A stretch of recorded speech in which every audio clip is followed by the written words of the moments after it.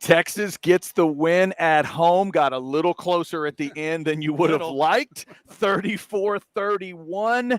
And Texas does get to Athens at 7-2. They go into a bye week, still very much alive in a CFP discussion. Another wild one to talk about. Thanks to the Adam Lowy and the Lowy Law Firm for sponsoring the post-game show. Thanks to TCH Social Austin for having us out for another great watch party. I'm Chad Hastings along with Jason Sukamel here at 183 and Anderson Mill. That, of course, is Jeff Ketchum of Orange Bloods. We got Anoir Richardson going to check in from the stadium as soon as he can. Feel free to jump in on those super chats, $10 and up. We'll get a discussion for sure. I'm already seeing a $19.99 and some others coming in. We'll get to those. Gentlemen, let's get into it here. 34-31. Ketch, you want to start us off? Longhorns are 7-2. Yeah, a couple of ways you can look at this game. I think there's the first 50 minutes, 55 minutes, quite honestly, of this game. And then I think there's the last 5 minutes where – I think Texas will be better served for having nearly messed this thing up down the stretch. These are the type of things that a young team learns from. In the future, you'd like to think they'll be back in this position again, and maybe they'll do a little bit better. If we focus on really the first 55-plus minutes of this game, I mean, if Mason Shipley makes a field goal, it's a 19-point game, or I'm trying to remember what it was at the time, but, then they allow the 67-yard pass, and then it just kind of crumbles downhill from there. First 55 minutes was about as well as we've seen this Texas team play, regardless of competition. They ran the ball well. Arch Manning had, I think, his best day of his career on a day when Ryan Wingo makes a huge play for him early in the game, but then they lose their number one receiver. We see Emmett Mosley step up. We see really a lot of guys. It was a real workman-like performance by the receiving corps, but I thought as a group, they had their best day of the season. I think we found an offensive line group that may be the answer for the rest of the season. That is not a small thing. I think Steve Sarkisian probably had his best day as an offensive coordinator so far this season in this game. There's a lot of positives, probably more positives than negatives. The negatives are in the last really 5 minutes of this game, they played situational football about as terrible as they could, and maybe only through the grace of a ball that did fairly go out of bounds. It was the right call. I think Steve Sarkisian will feel like he was hard done by this officiating crew down the stretch in this game, which coincides with when Vanderbilt really caught fire. I mean, you win some and you lose some, and Texas, it felt like, lost a lot of coin flips with the officials today. I'm probably more focused on the positives than the negatives, Chad. The offense woke up today. There was a lot about today that I think this Texas team will be able to take forward and apply it as soon as in 2 weeks against Georgia. I'm not getting frisky and saying that Texas is going to beat Georgia, not by any stretch. But what I would say is I saw a team for 55 minutes today in this game that I think can give Georgia a real run for its money in Athens. And I don't know that I would have said that for much of this season. So at least we're at a point where you can see some real positives with this team. They still have to get better, but today I think we saw a better Texas football team for most of the game. Again, a lot of ways you can focus on this. It got really close at the end, but it really wasn't close for most of the game. And Texas hasn't done that much this season. They haven't played ahead. They haven't scored and really forced teams to play games they didn't want to play. Michael Taft doesn't play. Jelani McDonald gets knocked out of this game. Ryan Wingo gets knocked out of this game. The injury bug, probably not to be completely discounted. And so that the team comes away with its biggest win of the season, I'm more positive than negative. Jason, pretty simple. When Texas plays Vanderbilt, Texas gets up comfortably, and then they win a game by 3. That's what's happened so far. When these two get together, it just happened again. What'd you make of 34-31? I pretty much echo everything Ketch said. I think, Ketch, I feel like you read my postgame right up already. But, did you read mine? I just looked through. No, you're a speed reader, I guess. But yeah, I take, the last 5 minutes is what it is. But this was the best performance by this Texas team all year. Arch was at his best. I thought Sark, as Ketch said, called by far his best game of the year. Probably I'd have to go deep into last year Arch played a fantastic game, but Texas had receivers running open all day. I mean, he had Vanderbilt on his heels literally from the first play of the game. He just seemed in rhythm. The last 5 minutes, I'm kind of throwing that away. I'm like Ketch. I'm viewing this through a positive lens. I think this was a great performance by Texas. I mean, it got really close there at the end. I still can't quite figure out how the hell that happened. If they can play like this, is exactly what Ketch said. I'm not predicting they're going to go into Georgia and win in 2 weeks, but they can if they can play like this. And I said, this team is maddening to me, though. They lose to Florida. They go to overtime against Kentucky and then Mississippi State. Then they come out and just punch Vanderbilt in the mouth for 50-plus minutes of this game. We need to see that version consistently. If we can see that, hey, these last 3 regular season games are going to be pretty interesting. Yeah, I think one of the big questions, and I was talking to people during the watch party, it was, can you get, obviously you'd like a more comfortable win, but most importantly, get the win. And then to both of y'all's points, do you have something you can take to Athens you feel good about? We saw some of those elements today. Do you feel like you're going to see 4 quarters for sure that beats Georgia? No. We don't know that for sure, but I don't know that we would know that anyway. At least there are elements that maybe could get them there. And most importantly, gentlemen, for me in the overall, that first CFP ranking comes out on Tuesday night, and Texas fans don't have to be looking the other way. They don't have to be, thinking, oh my God, 3 losses and it's go. Now they're still very much a part of the discussion. Well, every game is, Sark keeps saying it, every game is the biggest game of the year for Texas at this point. So winning this game keeps it interesting for another, 2 weeks now. But yeah, keeps it interesting. Yep, still alive.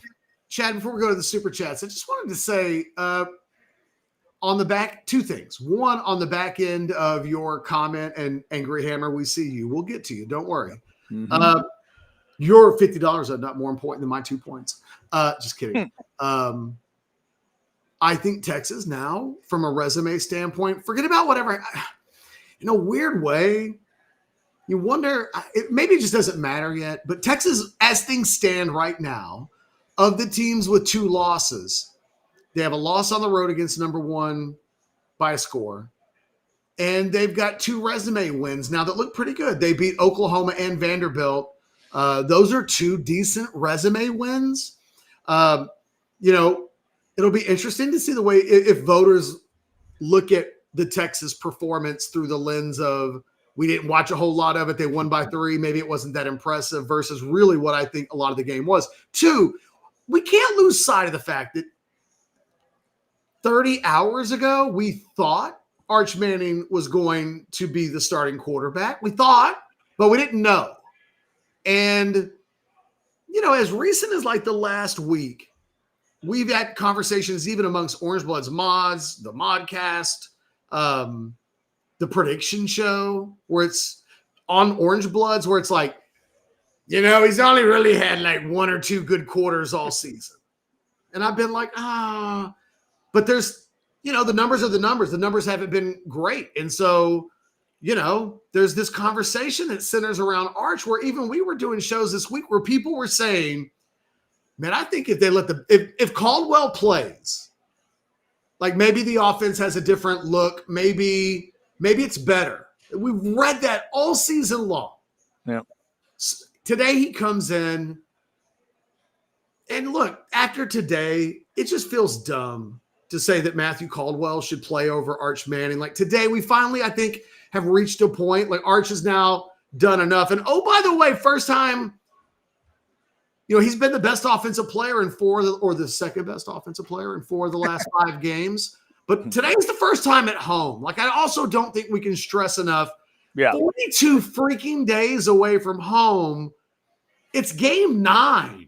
And we hadn't seen Texas play a Power 4 team at home. It is a scheduling quirk.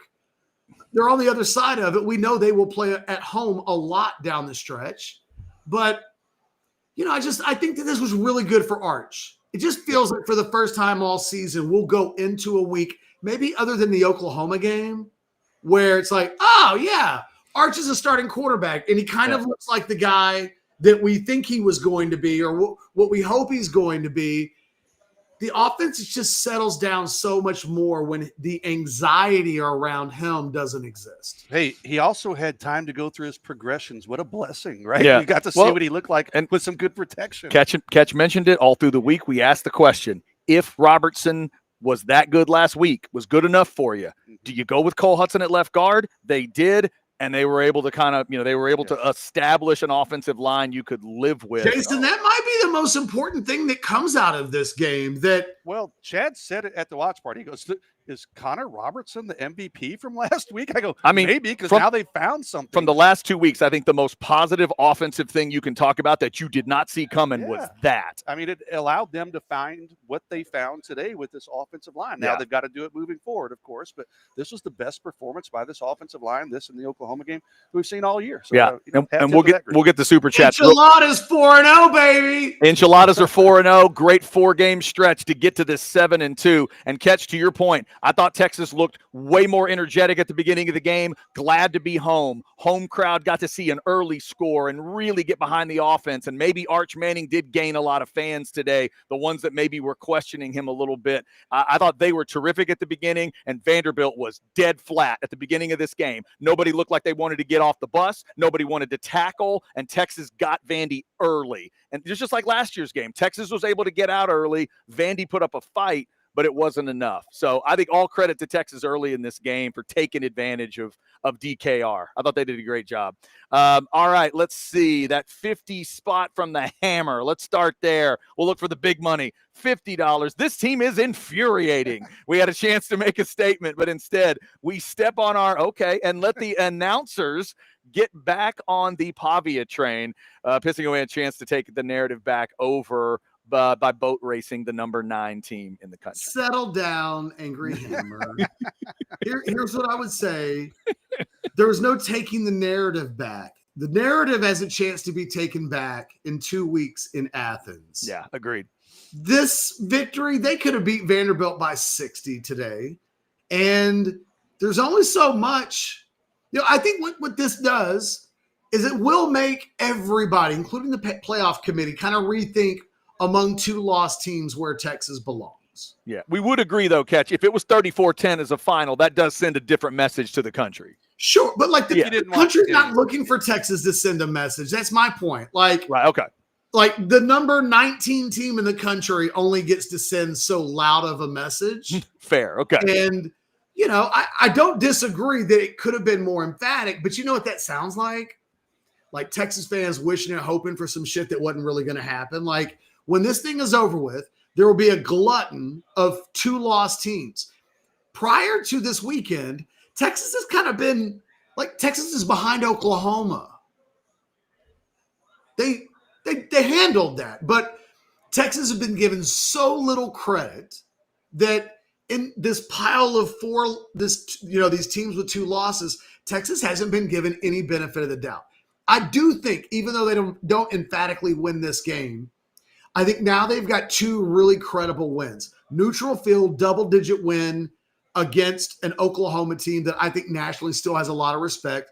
And then even though they may be a 4 or 5 loss team at the end of the season. But, this is a Vanderbilt team that comes into this game ranked 10th. They're not ranked 10th out of this weekend because Texas beat them. So, it is – I think there's just a lot more good to come out of this than bad. And I wouldn't worry about stepping on the dick part. Look, what matters, that stuff matters when you lose. What that allows Sark and this coaching staff to do on Monday, coach this team really hard. Oh, yeah. And I think that was one of the things that you worried about, Chad, after the Oklahoma game.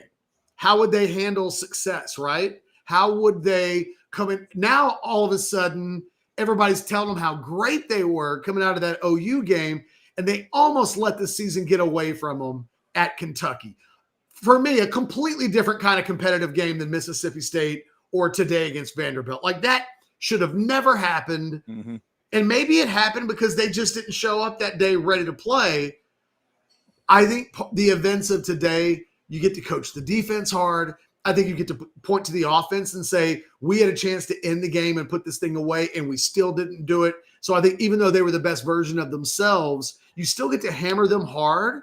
I think this team needs to be coached hard in the 2 weeks leading up to the Georgia game. You need in that game for Texas, the only way Texas wins that game in Athens, in addition to, well, they just got to play better. But I think they've got to be the more desperate football team. And I think we've seen one more desperate football team go into Athens earlier this season and win a game, because Alabama that day said, we're not losing. We cannot lose. Now, Georgia's going to be kind of in a similar spot. They don't want to be dropping games at home second time this season. Then it puts them. But I think you could make a case that Texas will have a little bit of an Alabama edge in that game. Georgia will not be able to manufacture the extra hunger and desperation that comes with, we can't lose the rest of the season. And I think we've seen Texas at times play like a team that thinks it's got another loss under its belt that they can play with, and they don't. Today, I thought in the first quarter, they played like they were the more desperate football team than Vanderbilt. They weren't in the fourth quarter, and that's the disappointing thing. All right, we got some super chats here. Remember, $10 and up gets the talk, and we will go to this one. I just like this. Nice and simple, and a 50 spot. Thank you, Lane, very much. Stockton ain't Pavia is this particular chat. What did you think of him today, Jason? Could take that a lot of ways. What did you think of Pavia today?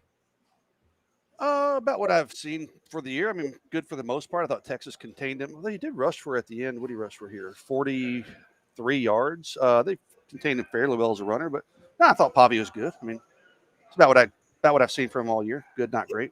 Yeah, I mean, slow start killed him. You know, he was 365 and 3 touchdowns. You can't nitpick him. Yeah, the problem was out of the blocks. This was a race. This was a race that Texas was halfway down the track before Vanderbilt decided to start.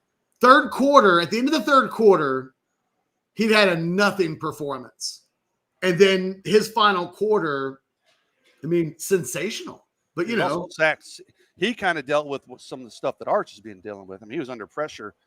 I mean, sometimes guys were coming through unblocked. I'm like, you guys aren't going to block Colin Simmons and Anthony Hill? I couldn't believe it. Sacks they allowed all season long coming into this game, and Texas hit them for 6. Yeah. If you're a Vandy fan, you're wondering why in the world Pavia and Stowers were not more of a focus in that game until the fourth quarter that you're discussing.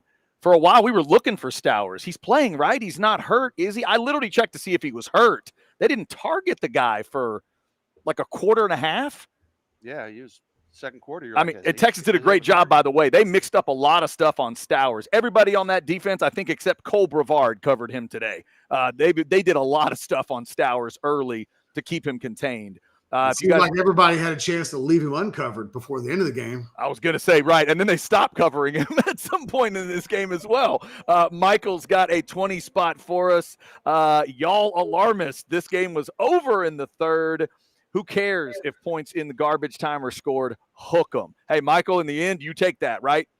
If I hand you the 3-point win at kickoff, you got to take it. You take 7-2, and you move on towards Athens. You know, if you play 4 quarters exactly like that, it might not be good enough, but whatever.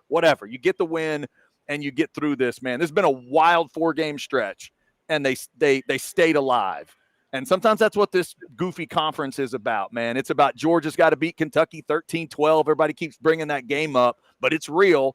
And Ketch brought up the Georgia-Bama game. Yeah. These crazy, close, wild games that happen. Just sometimes it's about get the win and get out, and they barely did today, obviously. You said the game was over in the third. I did call time of death in my column when Texas went up by 21 points. I go, Vandy's not coming back from 21. Like, oops, they almost. And I agree with you. And to be fair here, this one had a little feel. I mentioned this game to you. When A&M beat Arkansas 45-42, the Aggies were up 10, and Arkansas scored late, just like Vandy did. This game never felt in jeopardy. All that onside kick was. The onside kick was wild, but Vandy. Vandy never possessed the ball with a chance to tie or take the lead. Yeah, it was just. I was like, okay, it's just a matter of what's the final margin going to look like for the rest of the country, because it never felt like Texas was in threat to lose. Yeah, and by the way, what's everybody worried about? Wasn't it Texas by 2.5 at kickoff? Did it drop to 2? I think. Better than 3.5. Yeah. I think okay. Well, then for the people that got it at 3.5, I will stop that joke in the middle of it, because I would feel bad. Someone just cursed your name, Aggie. I'm so sorry. I did not mean for that one. I thought it was 2.5 at kick. That's totally my bad. Michael, thank you for that. Here's another 20 spot from Type O. Explain to me. Hey, by the way, I'm watching Miami and SMU in overtime right now, and Did that go overtime? I mean SMU's on the verge of they win with a score, and they're on the 1 yard line. No, they just scored. They just could catch their storm in the field. Yeah, because they won. Done.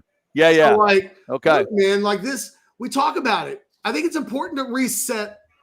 It's a new age in college football, and what everybody's playing for is not what it was 2 seasons ago. Like being in the top 4, every team in the top 25 thinks they've got a shot, and they do. Everybody does, because there will be teams that lose games and drop and all of these things. I know Angry Hammer was kind of up. It doesn't matter. Maybe the style he was points. talking about when he said like 9-3 is going to be a pretty good season moving forward. Okay. Right. And look, I think that, Texas has got something to play for. It's November. I know that's not the bar we thought we would be seeing this team play by, but I mean, it wasn't that long ago that the Florida game happened before the Oklahoma game. And there was a lot of, is this team going to win a game the rest of the season? Like that was being said. Even last week, there was conversation of, well, that might be the last time Texas wins a game this season. It was like, because I remember we got that question in the postgame show, Chad. Will Texas win a game? It was like, come on, guys. Like, right, I know. Yeah. They're going to play at home. I know that sounds crazy, but like they're going to get a chance to play at DKR. That matters. So yeah. And the other another thing, this is one of those games, I'll agree, you kind of got to talk about officiating a little bit. 1999, explain how the officiating of the last 5 minutes did not play a huge part in how it unfolded. To Ketch's point, Ketch said those coin flip calls went against Texas. Yeah. I'll say it for all y'all that were rooting for Texas and our Longhorns here. That ain't no 2-point conversion. I'm sorry. I hate that guy saw it that way with the naked eye. That is not a 2-point conversion. Come on. Well, the most now. egregious call is the call on the non-pass interference on Mosley, which right. the replay is able to overturn, but you can't do that. Right. No, but the officials missed a pretty blatant. I thought the officiating crew was pretty terrible all day long. No, they were. It was bad. I saw Colin Simmons held like 4 or 5 times where they called it once when Trey Moore finally had his whole body turned. It was like they keep doing that pretty consistently. Like Colin Simmons beats a guy off the edge. His body gets yanked in ways that don't seem physically possible without a level of somebody jerked on him.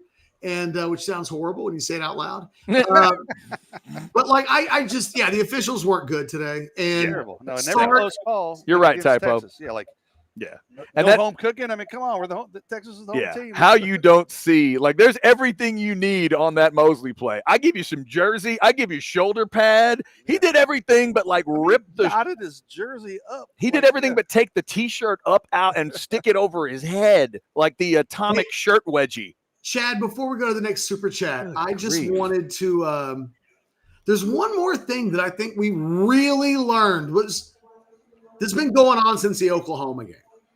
Okay.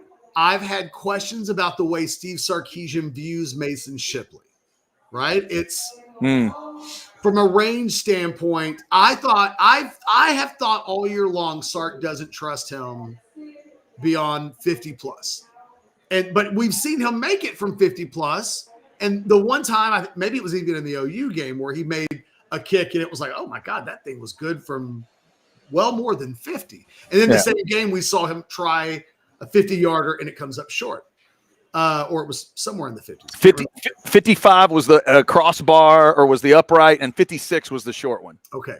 At OU. So, and it was well short, right? Yeah. So we go into this game and I thought I was really curious at the end of the first half that they could have had an attempt to kick a 58-yarder kind of out of thin air.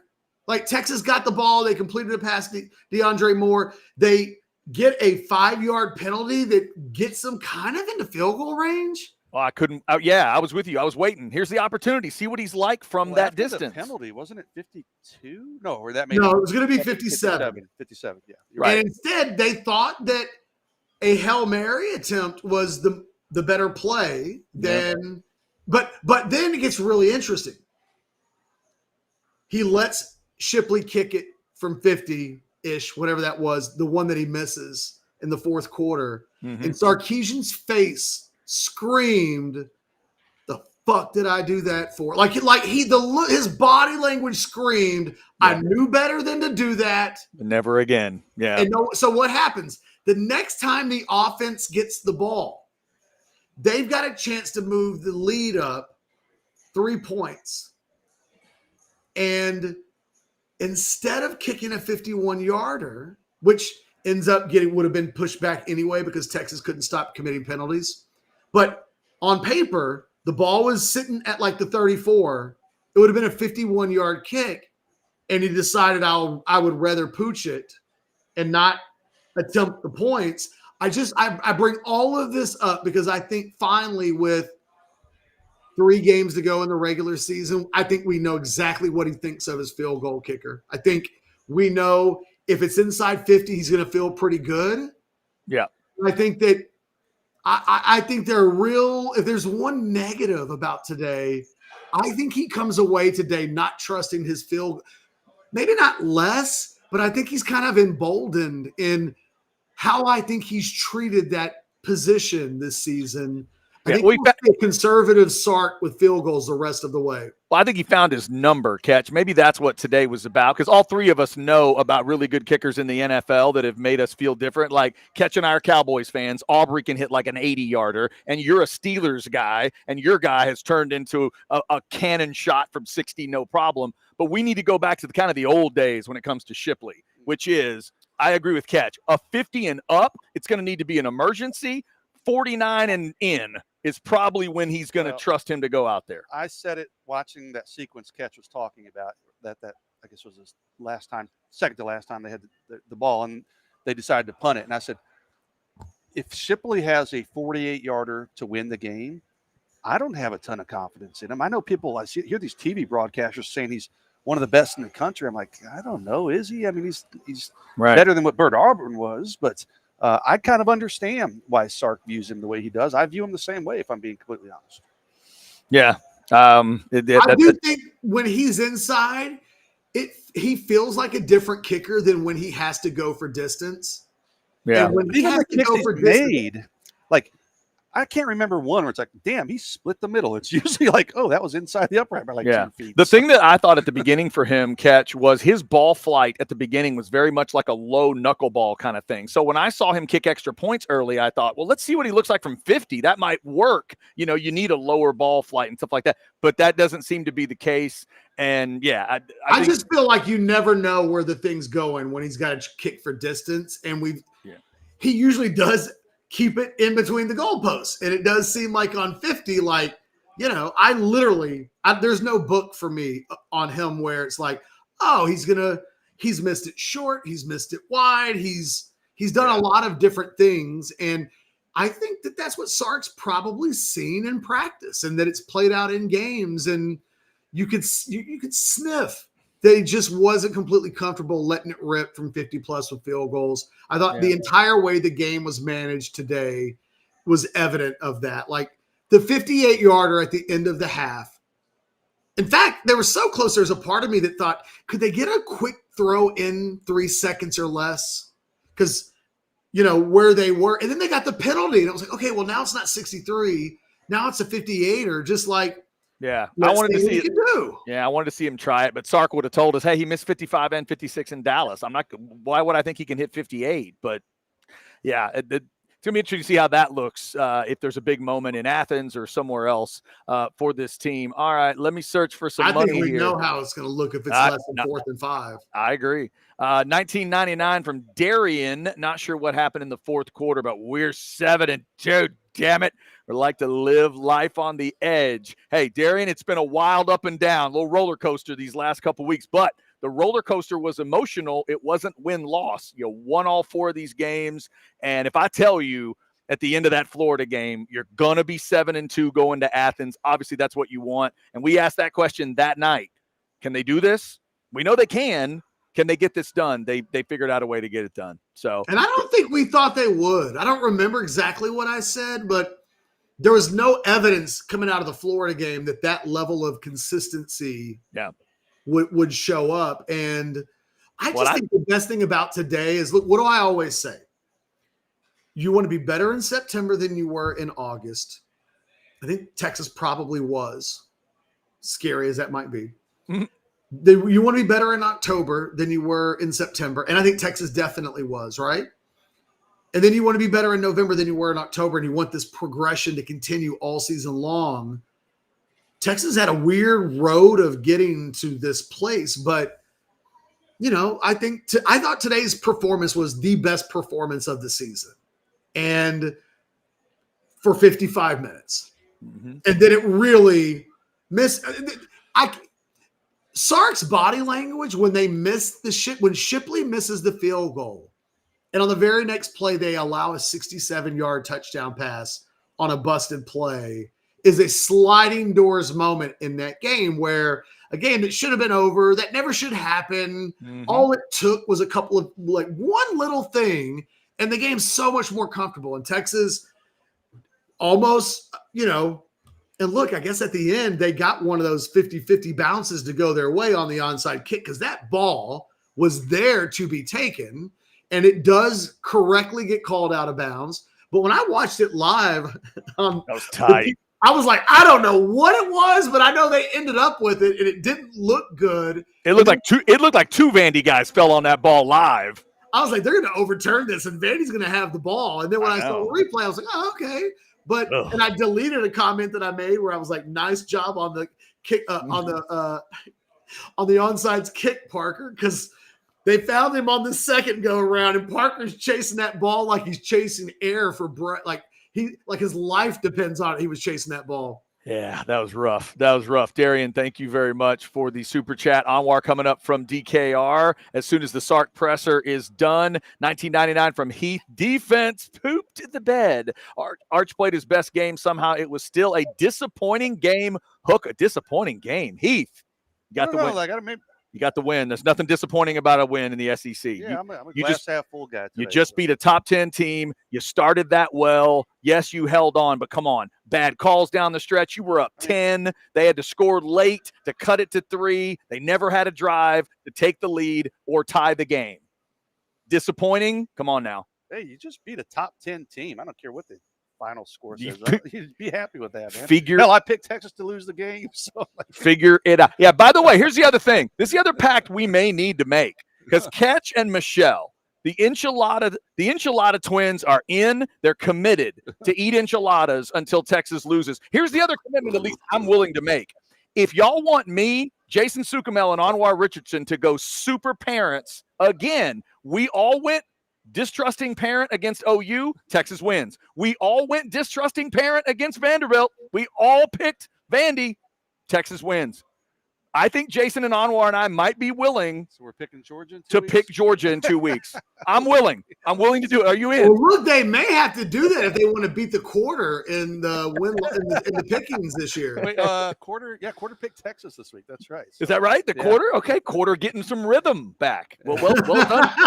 Well done, quarter. Favorite part of my week is flipping that quarter. I get to video my dogs, and then I get to go search hot Texas cheerleader or hot Kentucky cheerleader, because I always put a picture of a cheerleader in there with the video. Yeah, you have a tough job, Jason. You really do. I hope the people appreciate the difficult job you have every week. See my search history, I'm like, what's going on with all these hot cheerleader searches? Oh my God! Can I give you the most random thought that I had today? Sure. I just kind of noticed, like in the fan shots. Mm-hmm. Here we go. I think it's so much cool. I think I would have had such a better college experience in 2025 than I did in the mid to late 90s. It feels like chubby people are back, man. Like they don't wear clothes. Like everybody's guts are showing at the games. That is a random thought. Wow. When I was a student, I was like, man, you covered the gut up. You weren't wearing midriff, man or woman. Today it was like, hey, man, it's my freshman 25, and what's up? And I'm all right with it. Like I said, I think I would have done better in college. Oh, my God. Now that's a random thought. Watch, look, there haven't been a lot of home games. Yeah. It'll be 3 weeks. God forbid they actually stayed home for more than 5 minutes. Well, I'd go Next watch home the replay, game, but I can't because fucking YouTube TV. Yeah. So thanks for that, YouTube TV. Come on, YouTube. What are you doing? How about a 1999er, James? James from Fredericksburg. Great meeting you guys today. Thank you, James, for coming by and saying hello. Oh, he came all the way from Fredericksburg? Yeah, he's a Fredericksburg guy. Yeah, y'all are not allowed to get up and leave for postgame that early. That was almost a disaster. It really was like the opposite of the Mississippi State game, because when I got up to come do postgame last week, just now thinking, Chad. Niblet goes for the punt return. But this week, when you and I got up to come over here, it was your idea. I'll blame you. I'm blaming Jason. Jason says, yeah, let's go and get prepped. We come over here to get prepped, and then things got silly. So who knows what we need to do. Hey, good to meet you, James. I enjoyed talking to you. Yes, nice guy. And good to see the full guys, it was crew all come by today. The enchiladas had everything under control. They got it. Hey, yeah, they had it figured out. Catch and Michelle have the rhythm down. They figured it out. The enchiladas keep rolling. What do you do during the bye week? Do you do anything? I have not chatted with Michelle about this, but okay. It is. Here's where I stand on the matter. All right. I don't know if the Tex-Mex gods and the football gods care about bye weeks. I would think you can go off week this week. I see, but what you should know me by now. I am a do not take any chance. I will have enchiladas next week. I will take no chances. What if you and Michelle just get together for a palate cleanser? What if y'all actually get together for something you like? Find an item you both actually like, get together and maybe have that. This, Chad, you're trying to fuck it up because you know the Aggies are coming up and you don't want any of that enchiladas magic on you. How dare you? No, I will take no chances. Okay.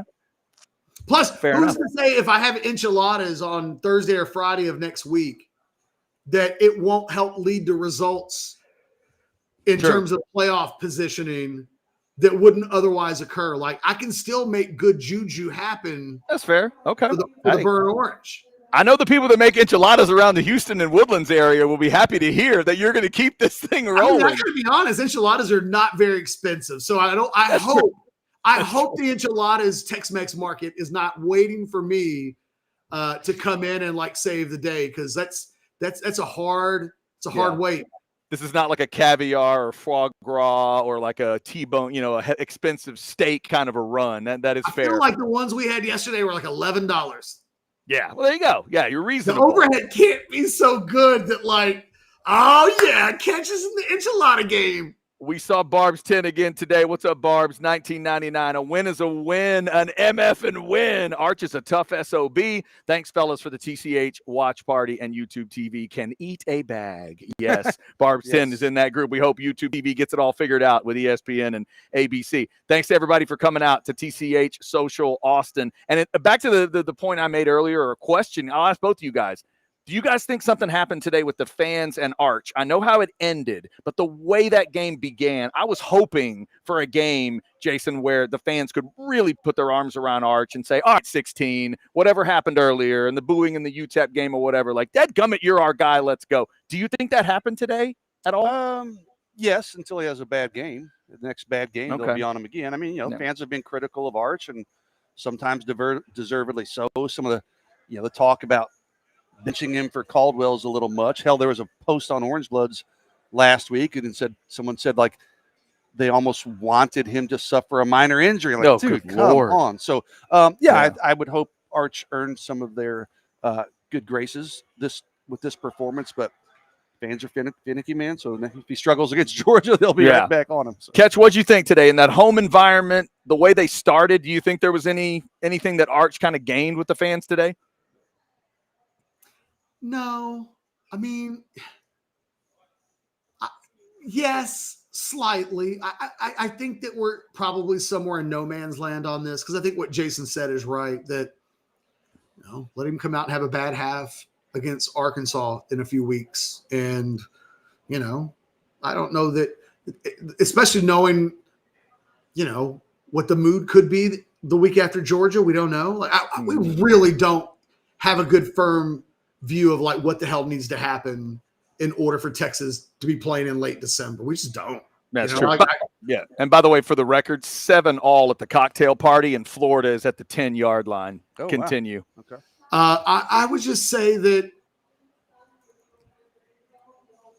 at some point, yeah, you have to, and I think this is where Jason and I have had the biggest disconnects, because I don't think Jason's wrong when you point to the numbers and go, dude, that ain't good. Like, you are captain. The numbers matter. They're non-subjective. They either are what they are. And so, like, look at you with Arch Manning, and it's not like I've got stock in Arch Manning. It's not like my ranking of him is, I got more invested in Cade Klubnik than I do in Arch Manning, if we're being completely honest. I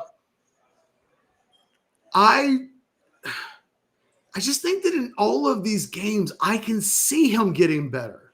I can see him. There was the third down throw that he made today to Emmett Mosley in the fourth quarter, if I'm not mistaken. Best ball of the day on the sideline. Yeah. And great throw. We're at a point now where when he makes that throw, we're not going, oh my God, did you see that?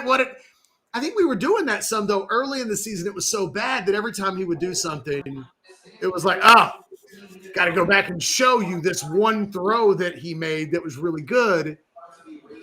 He's starting to do that in the Florida game a lot, where he's making a lot of impressive throws. I think we're at a point now where, like, we don't have to baby Arch anymore, where you can use a reasonable standard. I think we're there now. And I think that today's performance, what it does is it kind of reshapes again. It's not too much to say. Like, whatever you expect of Arch, he'll be one of the best things about the Texas offense. And any day the rest of the season where if that's not true, Texas is probably going to lose the game. So I think the fans will judge him the way starting quarterbacks at Texas get judged. But I do think we've seen incremental pieces of progress week by week by week.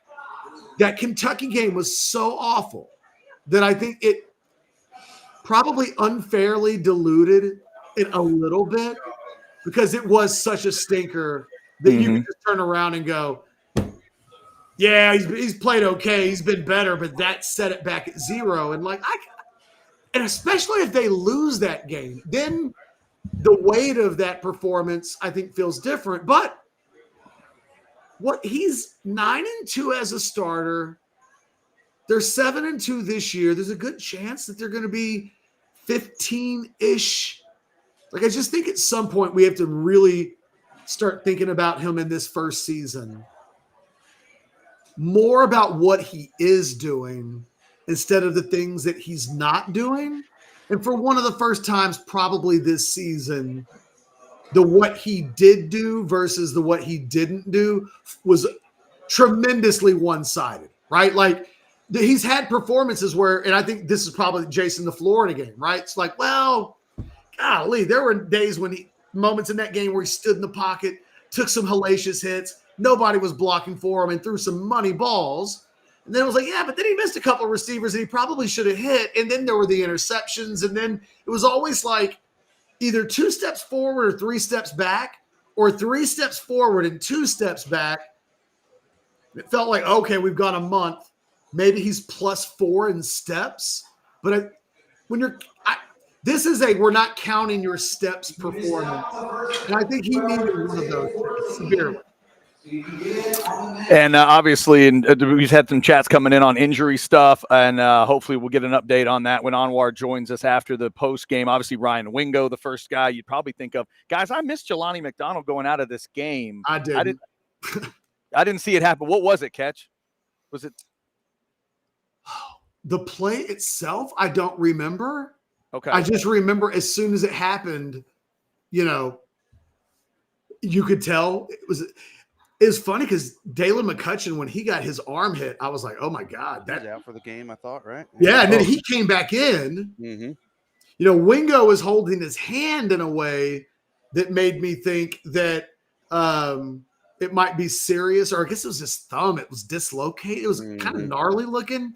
I don't know. Like, as soon as McDonald came out, it was, it to me was obvious, because now you're playing a Michael Taft, Jelani McDonald free secondary.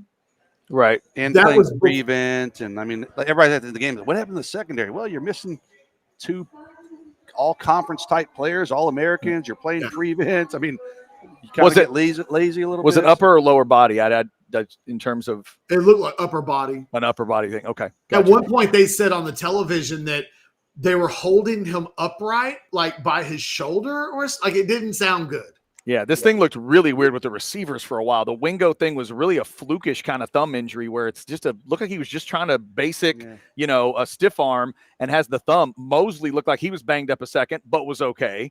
And then there was another receiver. Who was it? McCutcheon, the freshman. And McCutcheon, right? The McCutcheon injury, which you guys mentioned. Yeah, that just for a second there, it's like, what is going on with the receivers? But yeah, Wingo, and we'll see if there's obviously an update there because that was a shame. The way Wingo starts, that incredible play to start the game, he makes another big play. Gentlemen, I would have a good counter off of that Wingo swing pass to start the game in Athens. If he's available. Yeah. If he's available, if you can if one's out there, man, run that same motion, but run something else. I don't know what the something else is, but get them thinking about that and then do something else off of it.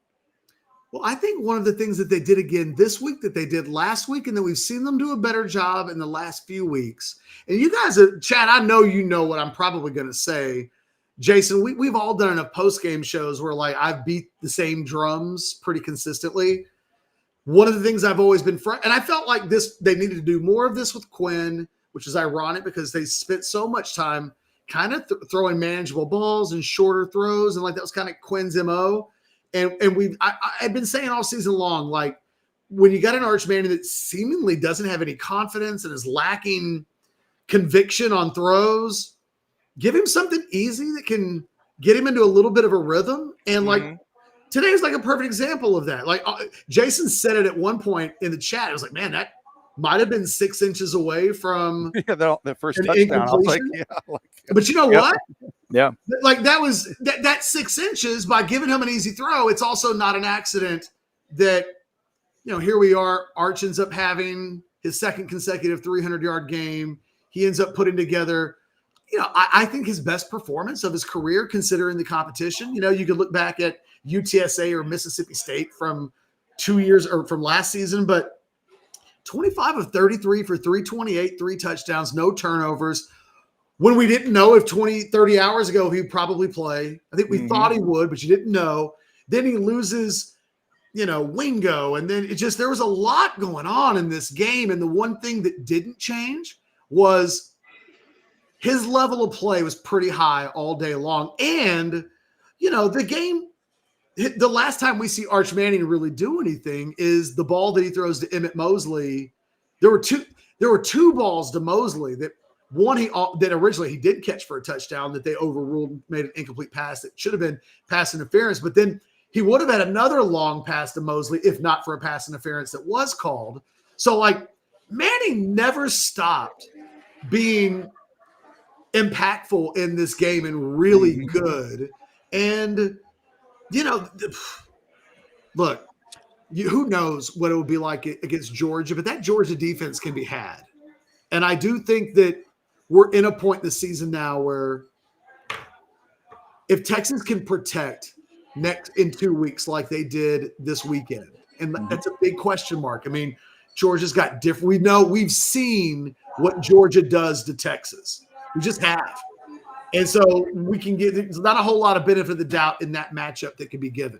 But if they can be competitive, I mean, I think the game will be competitive, and I think we'll be in a spot where, we'll be watching that game in Athens. And this is not the Georgia team even from last year. This is a Georgia team that if you play really well, you can beat.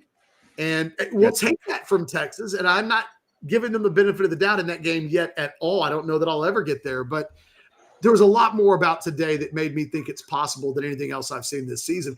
And that includes the Oklahoma game. There was nothing in that Oklahoma game that I thought that'll translate to Athens, baby. Catch, let me interrupt you. Anoir just posted on Twitter. Texas football coach Steve Sarkisian said Ryan Wingo could have re-entered the game if it were an emergency. Doesn't believe Wingo will miss games, but out of caution, Sarkisian said we'll see. So that's a good development. So yeah, it could be. Yeah, definitely good.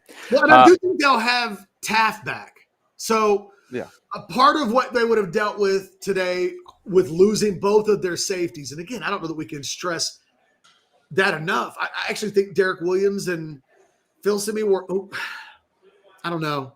I mean, I don't want to throw them under the bus. That game was a completely different game for two of the quarters that they mostly played in, and then it didn't feel like the ball that they give up, was it to Stowers for the touchdown where Ty Anthony Smith is just lined up poorly and lined up in a way that it just didn't even matter where the safeties were on that play. There just was nothing that could be done with the fact that the space was so vacated that if he's literally, I thought they did a really good job on the television of showing exactly what happened, because it was like, oh shit, okay.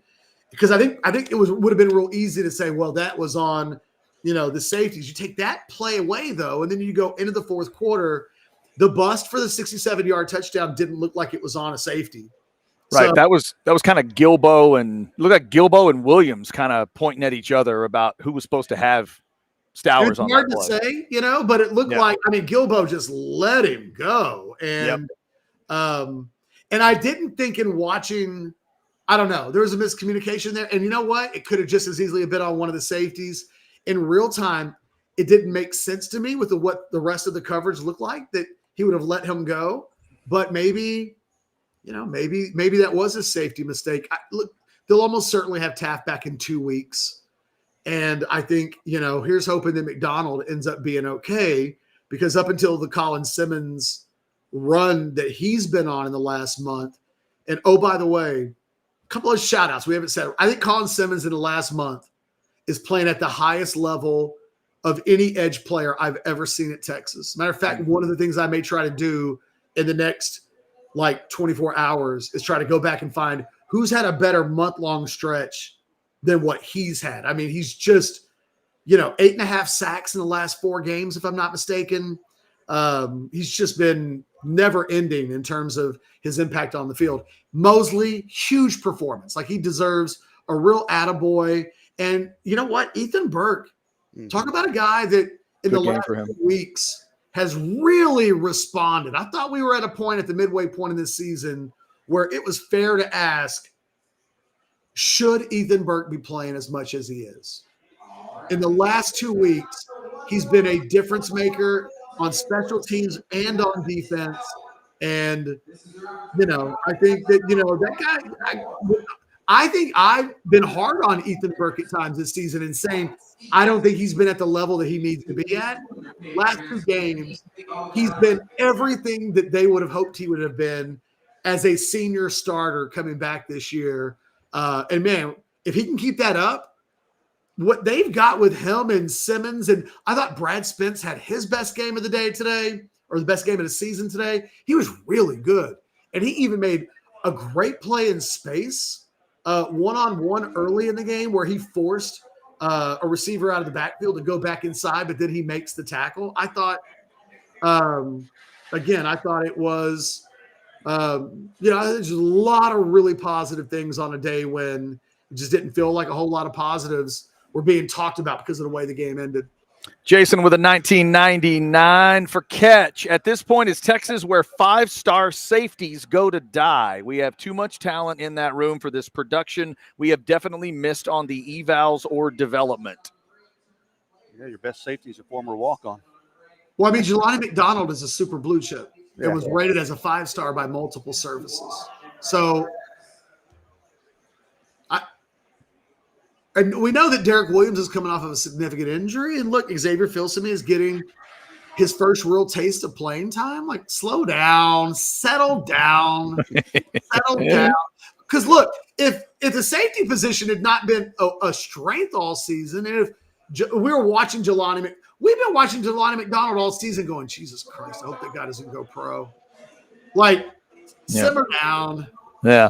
All right. We appreciate that super chat. How about this one? Michael with a 10 spot. Injuries. Wingo McDonald update. Yeah, we're going to get those updates as soon as we can, Michael. Again, the update from earlier, Steve Sarkisian saying Wingo could have gone back in theoretically into this game, but out of, they were trying to be cautious with him. So maybe that's some good news in terms of Wingo, but we'll certainly see once Anwar is able to join us if there's any update on McDonald.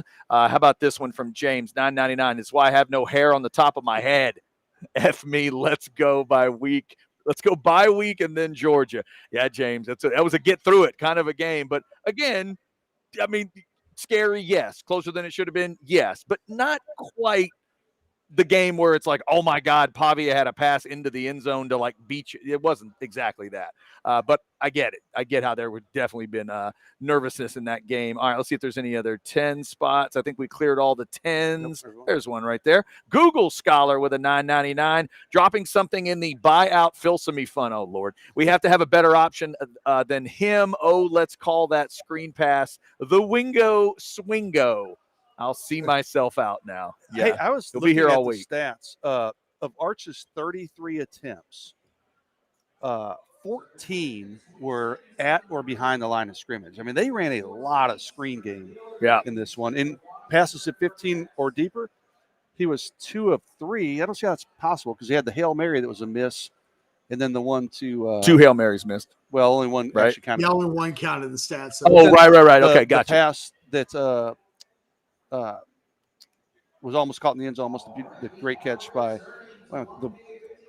by Mosley. Mosley, thank you. The PI they didn't call. Yeah. Was there was there an offensive penalty on that play? I'm trying to remember. But anyways, I was looking at Arch compared to Pavia, and Arch had 14 passes at or behind the line of scrimmage. That's crazy to me. Wow. Yeah, that is wild. And the other thing, that kind of 2 parts to that, guys, they tried that the swing pass, the screen game stuff to catch his point. They're doing it to get Arch some early rhythm. And then there's 2 things they do there. They're blocking those plays pretty well, and they took advantage of the fact that until it was 17-0, Vandy didn't want to tackle anybody. Like, if you're going to have a defense tackle that badly early on, hey, keep throwing it, right? If it's a pitch they can't hit, keep throwing it and see if they can keep swinging and missing. Vandy kept missing those tackles, but it kept getting Texas the rhythm, the energy in the crowd and everything. That's not going to work every game, but as long as you got a defense that looks like that early, you force them to tackle you, and they just kept doing it. And he called a couple against a blitz, which is perfect time. Yeah. So, a running back screen. So, again, he called a lot of them, but I thought it was a very good game plan, and they executed them really well. Yeah. All right, let's see. and Chad, real quick, just to close off that point. Mm-hmm. Again, I want to give the Texas wide receivers today a lot of credit. And Wingo does it on the very first play of the game. Kind of this, I'm not being tackled easily today kind of mindset. I thought we saw it in DeAndre Moore. I thought we saw it in Dalen McCutcheon on the play where he actually got hurt. Where Livingstone too. It was like that should have been a nothing play that he almost turned into, I don't know, it was almost like a 20-yard touchdown or something like that. Like, it wasn't much. It ends up being like a 14-yard gain. He got a first down. There was just I thought the receiving core, as much as I've banged on them all year long, even as recent as a week ago, have said, I don't know that there's a guy on that receiving core that I would say you absolutely count on as a starter next year. You have to be better than they've been at wide receiver.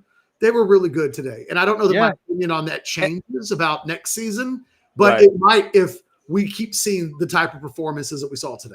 And they blocked those plays really well, man. I think it was Mosley and Moore on that first play that are out there blocking for Wingo. They're asking either receivers or offensive linemen to do it this year. We've seen times where both have let them down, but they got out there and blocked those plays in the first half, and Vandy wanted no part of it. And that's one of the reasons Texas got up early. The stat was, I think, in the first 8 games, Vandy had given up like 100 yards after the catch. Texas had 180-something in the first half yards after the catch. It's like, wow, now that's an eye-opening stat. Hey, when you get a team like that that's on the road, 11 a.m. kick, and they appear flat, you got to flatten them. And Texas didn't quite flatten them for 4 quarters, but they jumped out enough, 2 separate 21-point leads. It's just too much to come back from.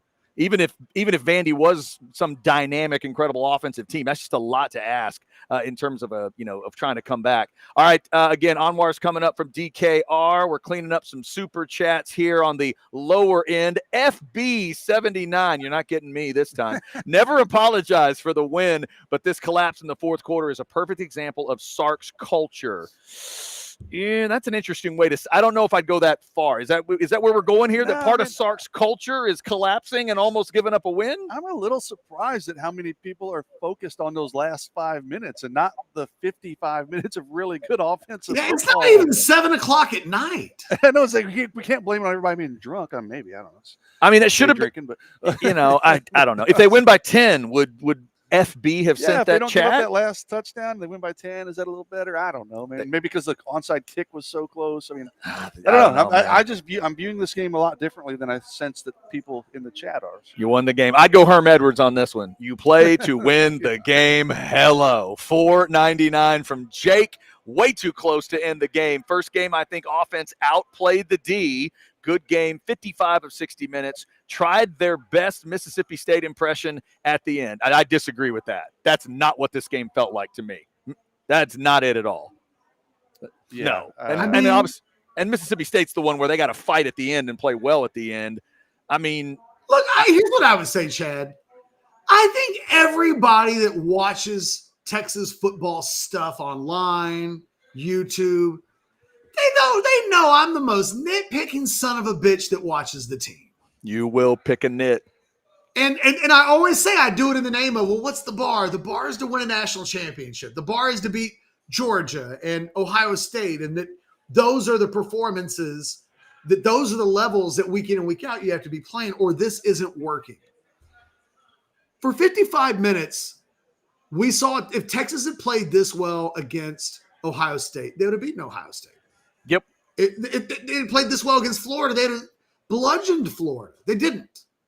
Today is a performance that for 55, 60, for 40, like 50, 55 minutes. I mean, I really, again, if Shipley just makes the field goal, that Sure. I think even that is a different situation. Like there's a lot of sliding doors, things that lead to this game being closer than it needed to be. But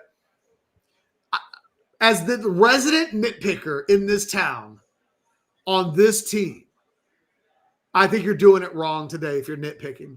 Yeah. And let's remember this Georgia team that's down right now to Florida as we're talking 10-7 in the cocktail party. Y'all remember when Tennessee went to Athens? Was in Athens or Knoxville? Which one was that? That was Knoxville, I believe. Maybe Knoxville. Okay, so remember how many points they scored against Georgia that day? Like that was a shootout kind of game.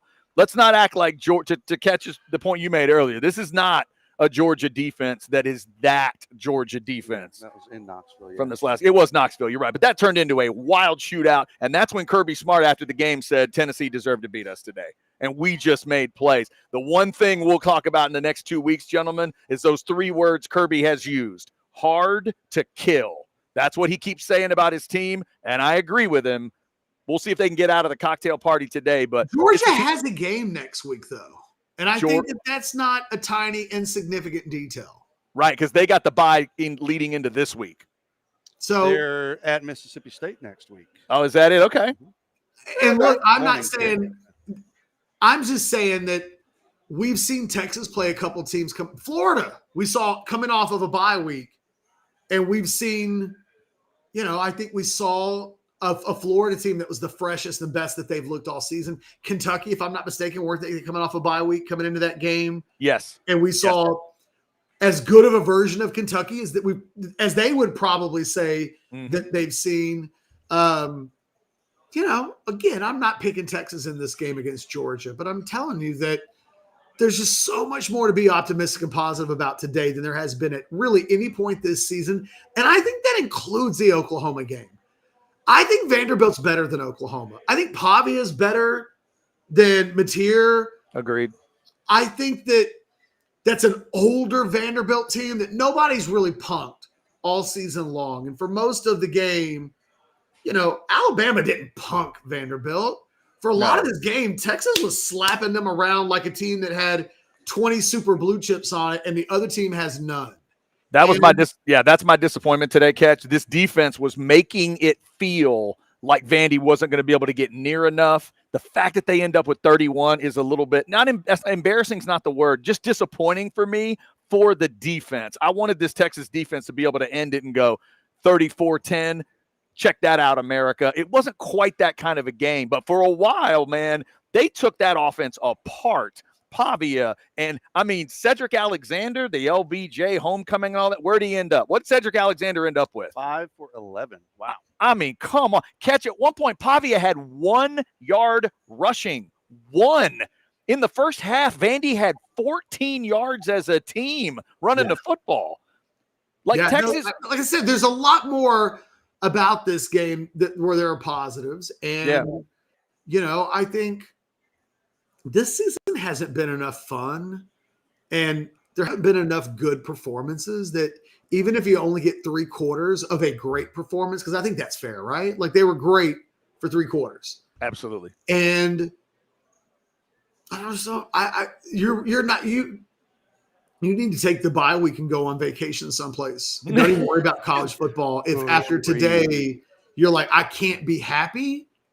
I don't know if you're gonna be happy the rest of the season if you can't be happy today. Plus, this is also one of those, I think, SEC versus Big 12 weekends, guys. Big 12, this is different. You're Texas fan, second year in the conference. This game would feel different if you were still in the Big 12. No, and let me tell you what. Any win at any point, sometimes in the SEC, Chad, you just got to take you know what this did today? A&M fans are going to kind of keep their mouth shut a little bit now. Like, I don't think A&M has seen a Texas team all season that they've been like, what's the big deal? I think there are that's a good point. I think there are pockets of it. I think it's second half against OU. I think it's that charge against Mississippi State. I think it's the start fans today. would have watched the first 3 quarters of the game today and not even had I think these are conversations going on in their head where they're like, all right, well, that team could beat us. That team at home, the way they're playing against Vanderbilt right now, you know what? I'm just going to keep my mouth shut for the next 3 weeks. Whereas I really think that we've seen so much confidence from A&M fans who are like, nothing that we've seen this season can touch us this season. And I think for the first 3 quarters of this game, A&M fans would have went, okay, I'm going to dial my shit talking down a little bit until through that game, as opposed to I'm going to bow up and peacock and do it from now all the way until the end of the game. I think today sent a message of careful with Texas. Careful. Today was these final 3 games of the season. Look, anybody can beat Texas. We've seen Kentucky and Mississippi State almost do it. But today was the kind of performance where I promise you, in 2 weeks, Kirby will show his team this performance coming off of the game. He'll focus on the first 50 minutes of this game and say, fellas, I shouldn't even have to tell you. You guys can see it on the film. Texas hasn't done that very much this season where it's like, and again, I don't even know that I thought that about the Oklahoma. Remember the Oklahoma game felt like, oh my God, they need Ryan Niblett to do so. It felt like that was needed. Today it felt like, you know what they need? They need to give Arch the ball back and just let him do his thing, because it didn't feel like anything stopped Arch today other than a couple of penalties and a couple of situations where they could have, I think, been in, I think Sark wanted to go for it. I think Sark trusted Arch more than he trusted his field goal kicker, but the coaching said to let your kicker do it. And I think that it's crazy to think about it, but I think coming the rest of the way, today there was you know what? I might be better just leaving it in my quarterback's hands than the kicker. And I think a couple of times today he thought that's what I should do. And I think he thought, if the kicker makes it, it does go up to 3 scores, that kind of a thing. I think, boy, there's nothing about Arch's performance to nitpick. I'll just say that. Like, we can nitpick the team, but Arch, the performer today, there was really nothing to nitpick. And, all right, y'all haven't had that to say all season. Got Anoir ready to go from DKR. Real quick on the punt. You're going to mention that one punt at the end of the game. You're talking about they couldn't stop Arch. That was the only punt of the game. Yeah. Hard to believe. They could have kicked a field goal there if they wanted. That's crazy. South end zone queen. Enchiladas. Let's go. We find a way. Yes, the enchiladas will continue. All of you just continue to eat enchiladas each week. It couldn't hurt. Let's check in at D. KR with Anoir Richardson. If I can get this done, hang on. Why can't I? Hang on. Old man working a computer. What am I doing wrong, gentlemen? There we go. There he is, ladies and gentlemen. Anoir Richardson. What's up? How are you, sir? How are you? 34-31. Texas is 7-2. They get to the bye week at 7-2. Let's start breaking it down from Sark and the media stuff. Maybe we start with any injury updates, Anwar, Wingo, and otherwise. Anything? Oh yeah. I'm sorry. I was doing two things at once as you guys were getting set up. Well, he as relates to Wingo, I think that's more of a positive update. He said that he felt like if there was an emergency situation, that Wingo could have come back into the game. So which is interesting because it kind of was an emergency situation in some ways, but he did say it was emergency, he could have came back into the game. And he doesn't think it's going to be an injury that is going to require him to miss some games. But then at the end of it, because I did ask that, and then he said, but we'll see. Right. So, so I think he put the caveat out there just, because, he's got to, I'm sure, go get x-rays and all kinds of things tomorrow, but he feels like it's okay. So I think from a positive standpoint, that's good. Okay. Does everyone have the shot glasses ready? What kind of win? What kind of win was it? Culture? It's so funny that you would say that, Anwar, because we had a super chat earlier from somebody that said, the end of that game proved what Sark's real culture is. Culture win? Culture win? Culture win. Yeah. Shots to everybody. But you know what though? He did talk about, it was at the end of the day, it's an important win. It's a win against a 9th ranked team in the country. Finally be able to be back home in DKR. And I just think he felt like and kind of displayed that there were just a lot of positives that they could really gain. When he talked about it, it was almost like he saw so many things from the offense that gave him a lot of encouragement and a lot of hope. He talked about being, a little bit more in 11 personnel and how they were able to get their receivers going on the outside and how that thing looked for them. Obviously, the run game and having Cole Hudson in there makes a huge difference for them. And he talked a little bit about that move and that kind of a little bit about those decisions that he made there. But being able to have a guy like him, and having Cole there, he felt like that was a difference with them. He felt like the offensive line played well. He felt like the offensive line gave Arch probably his cleanest pocket that he's had all season long. No sacks given up by this offensive line. He pointed that out. No turnovers given up by the offense themselves, right? And so he felt really, really good about the offensive line. He felt like the run game is coming along. He says it's not there yet, but it's still coming along. So it was almost like he was able to glean some of the positives that he hasn't been able to see throughout the season and then be able to say, like, this is what it could look like.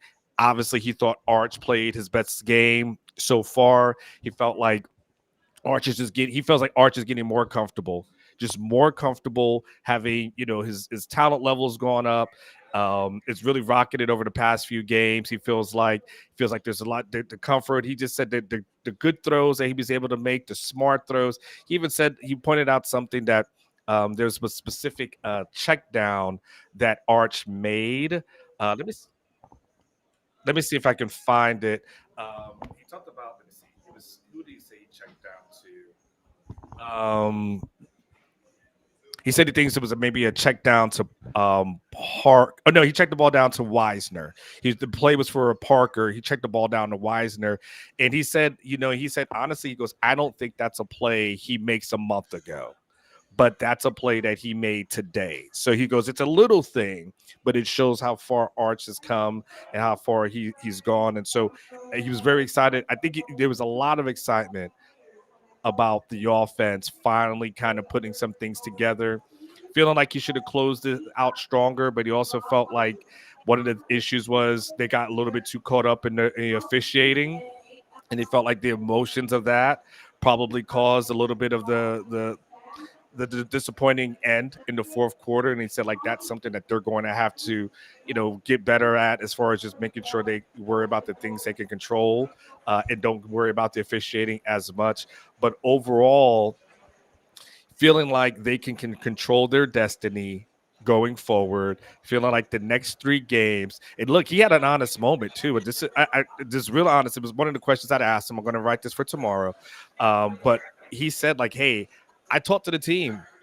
And he said, and I don't know if it's my question, it may have been someone else's. It may have been someone else. I don't want someone to blast me on Twitter and be like, that was my question. It may have been someone else's, right? But he said, like, hey, I talked to the team and I let them know that, 7-1, that might get you in, anything, might get you into the SEC championship game, but anything less than that, you may not get in. So it's it's really important to kind of take advantage of their opportunities in front of them. They kind of really need to win out because he said 7-1 probably gets you in. So he understands that. He's looking at the calendar and looking at what lies ahead. And so he understands the magnitude of everything and what they need to do. So I think overall he's encouraged. He knows they're going to head into the bye week. But he could walk out of here kind of feeling a little bit better. I felt like when I've seen him over the last few road games, like he didn't look happy and he didn't seem feeling good about it. He felt like in this game, even though they're not finished, he said even the offensive line, he felt like that's an example of how it was a work in progress, but look how they were able to kind of start to get better. And he feels like now they're going to start to get better. Arch is getting better. He feels like the run game is starting to show a little bit of things, right? And he feels like this might be a team that it starts to peak a little bit late. And if they start peaking late, they may do good. Is that me or is that somebody else? I hear That's noise in the What's that? background. Oh, sorry, they're making announcements here on War. Okay, that's on our okay, end. okay. No, that's okay. So he walked out of there feeling, I'd say, incredibly encouraged after all the things that he saw this past today, I guess. All right. Either one of you guys got anything for Anwar? Yeah, Anwar, I'm just curious. The thing you'll take from today more than anything else, like the team player Longhorn headline on a day when I think there were a lot of them. What's the headline for you as it relates to like what you saw today? I think the headline for me is Arch. I mean, I think you can't deny that for first whatever games of the season, he struggled, hadn't played well, and you felt like that's the thing that was maybe holding the team back theoretically, right? It's just that offensive standpoint of it, right? The offense just wasn't there. What's interesting is if you think about it, the past few games, can you guys just mute yourself? Can you guys mute yourself until? Thank you. Thank you. So he felt like, as relates to Arch, as far as he's improving. Now all of a sudden, now I'm back to my thought. If you look at the defense over the past couple of weeks, the defense is they started off strong in this game, and then it kind of faltered towards the end. And we saw the defensive struggles in Mississippi State. But what we're seeing now is the offense step up, and the offense kind of providing that spark where the defense may not have a clean sheet catch, right, from to start to finish.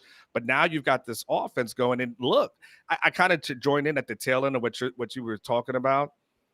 If this is the Arch Manning that that everybody's going to see for the rest of the year, Georgia's in trouble, Arkansas is in trouble, A&M's in trouble, and any team they face in the playoffs will be in trouble.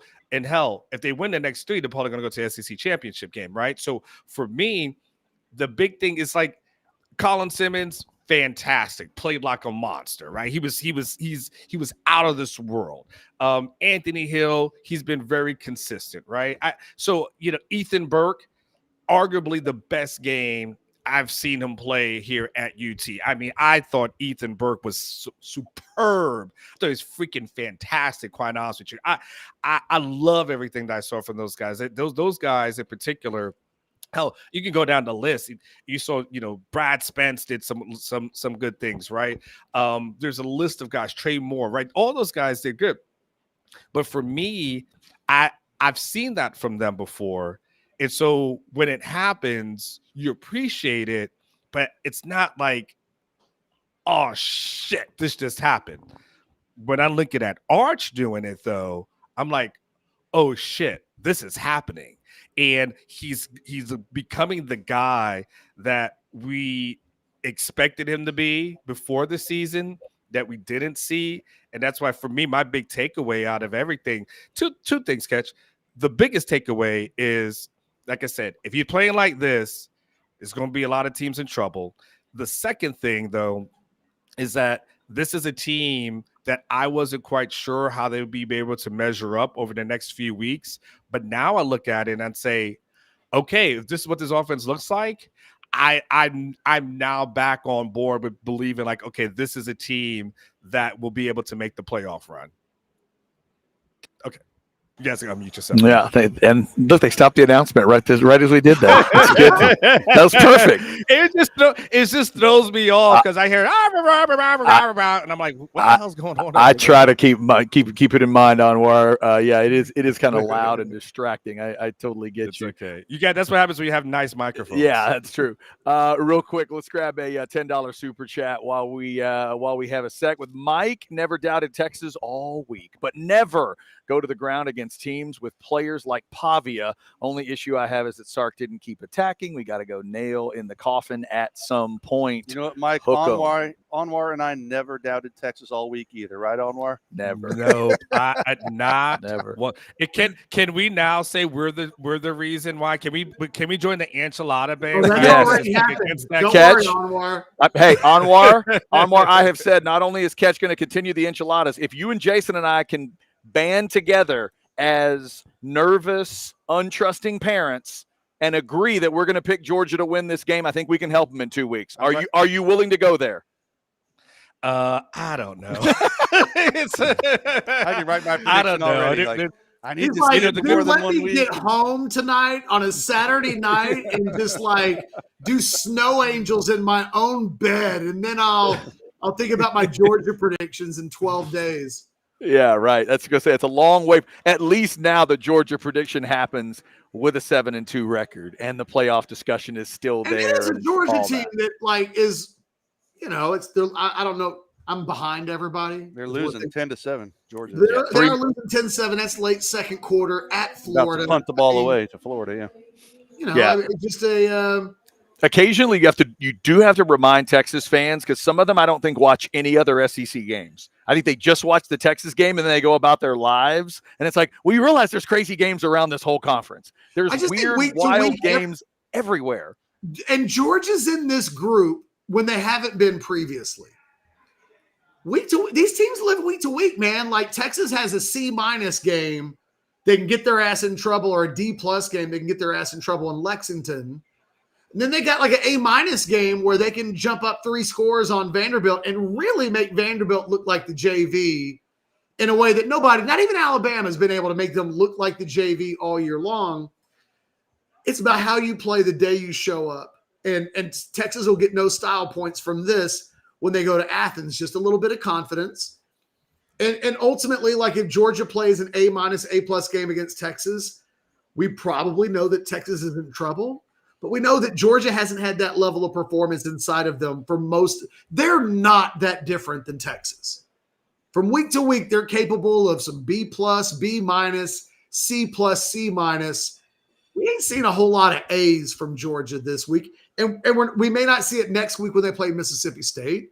We didn't see it in the first half of this Florida game so far. Now, they may shove it up my mouth here in a second with a late touchdown to let them go into halftime. But Florida's looked every bit as capable as Georgia has in this game. And I just think there's a constant reminder, and Chad, I think you make it, right? Where it's like, there's a world view that Texas football has of college football Sometimes I don't know how realistic it is. I don't know that they live inside a universe where it's like, everybody's pretty beatable, and that includes Texas. They hate that. And I think that's why Anwar, when the postgame show started today, Jason and I were like Mr. Positivity. Both of us combined were like, the most important thing of this game was the first 50, 55 minutes and not the end of it. And most of the fans were like, bullshit. This was almost a disaster. And it was like, well, no, not let's slow down a little bit. And it was like, there's a lot more good than bad. But I think Texas fans look through the prism of, we got to be perfect. We need style points. It's like, no, dude, you're the 19th ranked team in the country. You need to win games, especially when you play against good teams. And then you don't need to look a horse in the mouth when you come out with a performance that allows you to win your fourth straight game, move to 7-2, keep the goalpost squarely in front of you, instead of, let's not act like a week ago fans weren't like, oh, we may not win but one more game the rest of the season.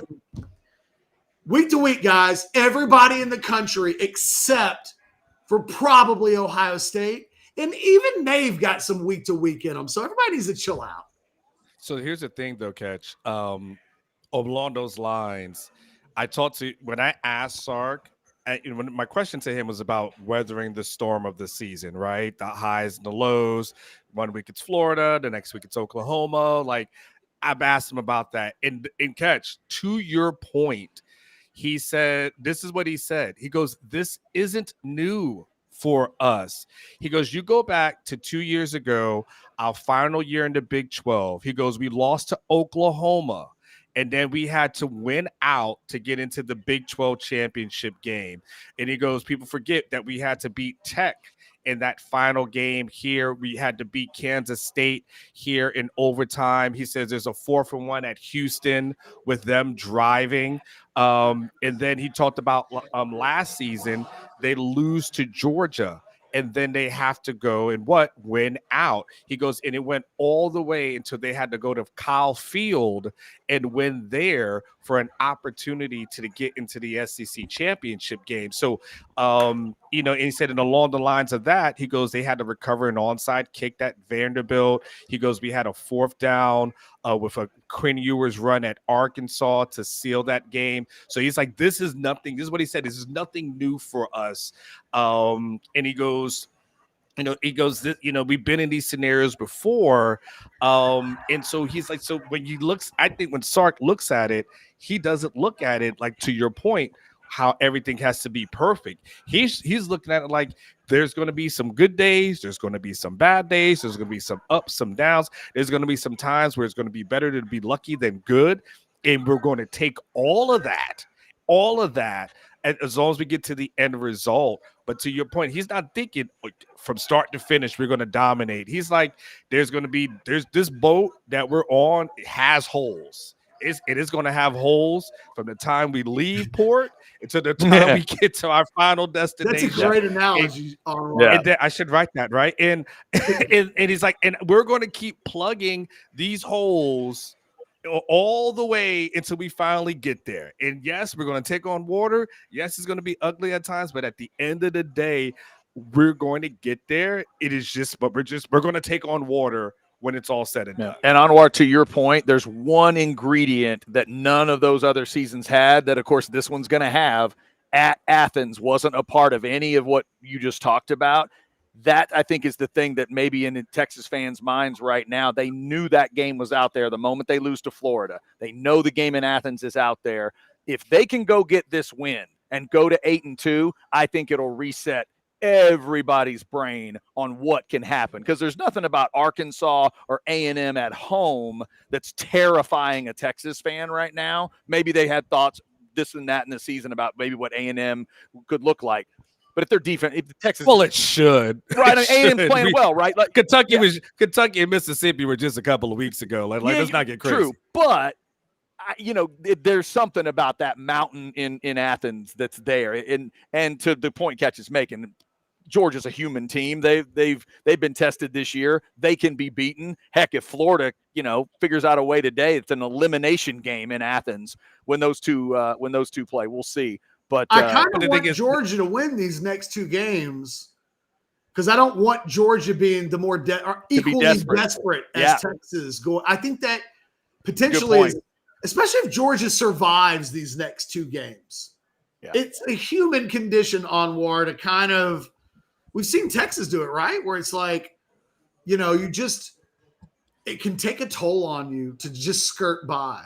And then one day you don't have it and those muscle reflexes don't quite kick in because you haven't given them reasons to be repetitive. And, you know, Georgia to have a couple of tough games but not feel desperate, but to be the team that comes in with, you know, a 1-loss record. I think I'm picking Georgia at this point to beat Texas, but there is a scenario that could unfold where I really like Texas's chances of being able to replicate what Alabama was able to replicate in that game, but we're a long way from there. Yep. But yeah, to your point though, Catch, I mean, you know, Texas, you know, if Oklahoma loses the way we expect them to lose, that doesn't really have the quality win ring to it, you know. And so, you know, they definitely got to have those next 2 for sure. I mean, and I say next 2, I mean Arkansas. I mean the next 2 teams that are ranked. So Arkansas is a given, right? But you're going to have Georgia. You're going to have A&M on the resume. I think today a 9-3 team gets in. I just don't know if it would be Texas, but. Man, we're like Miami lost again today. We're getting to a point now. Like, Carson Beck sucks. Hey, the Miami was 10th, and it's always felt like all year long, well, they'll be one of the teams that get in. Yeah. Now they've got 2 losses, and it's like, well, they're not getting any benefit of the doubt if they lose another. So, like, there are going to be teams for the next couple of weeks that end up on that same 2-loss, 3-loss line as Texas. I don't know. We'll see. If I had to handicap it, it's probably like 55-45. But I'm way more open to the idea. My biggest question, Anwar, wasn't whether or not a 9-3 team might make it this year. It's if Texas is one of the 9-3 teams, would they have done enough to earn some benefit of the doubt? I do think this, for all the people who are like, they'd lost a chance to send a statement today, whatever happens at the end of the season, there will be no member of the playoff committee who shows up and says, got to be honest, we were looking at Texas in that last spot, and they just didn't beat Vanderbilt enough. Like, that's just not going to happen. No. They're not going to be like, you know what? If Texas wins that game by 10 instead of by 3, they're in. No, they got the W. And, like, most people respect SEC W's more, I think, still than Texas fans. It is so weird. So weird. They don't look at going on the road as any big thing. And – you know, this was a real quality win today. I think the rest of the country will look at this and go, oh. And if they watch most of the game, I think they'll look at it and go, oh, they really – okay, Texas. Yeah. I really and Vanderbilt was a good team. So it's not like, they are, you know – they are. Yeah, so it's definitely not like the, you know, Kentucky or something like that where you're like, Kentucky, like really? Yeah. It's you look at that and say, no, that's a really good team. That's a gritty quarterback. That's a hell of a tight end that they've got there.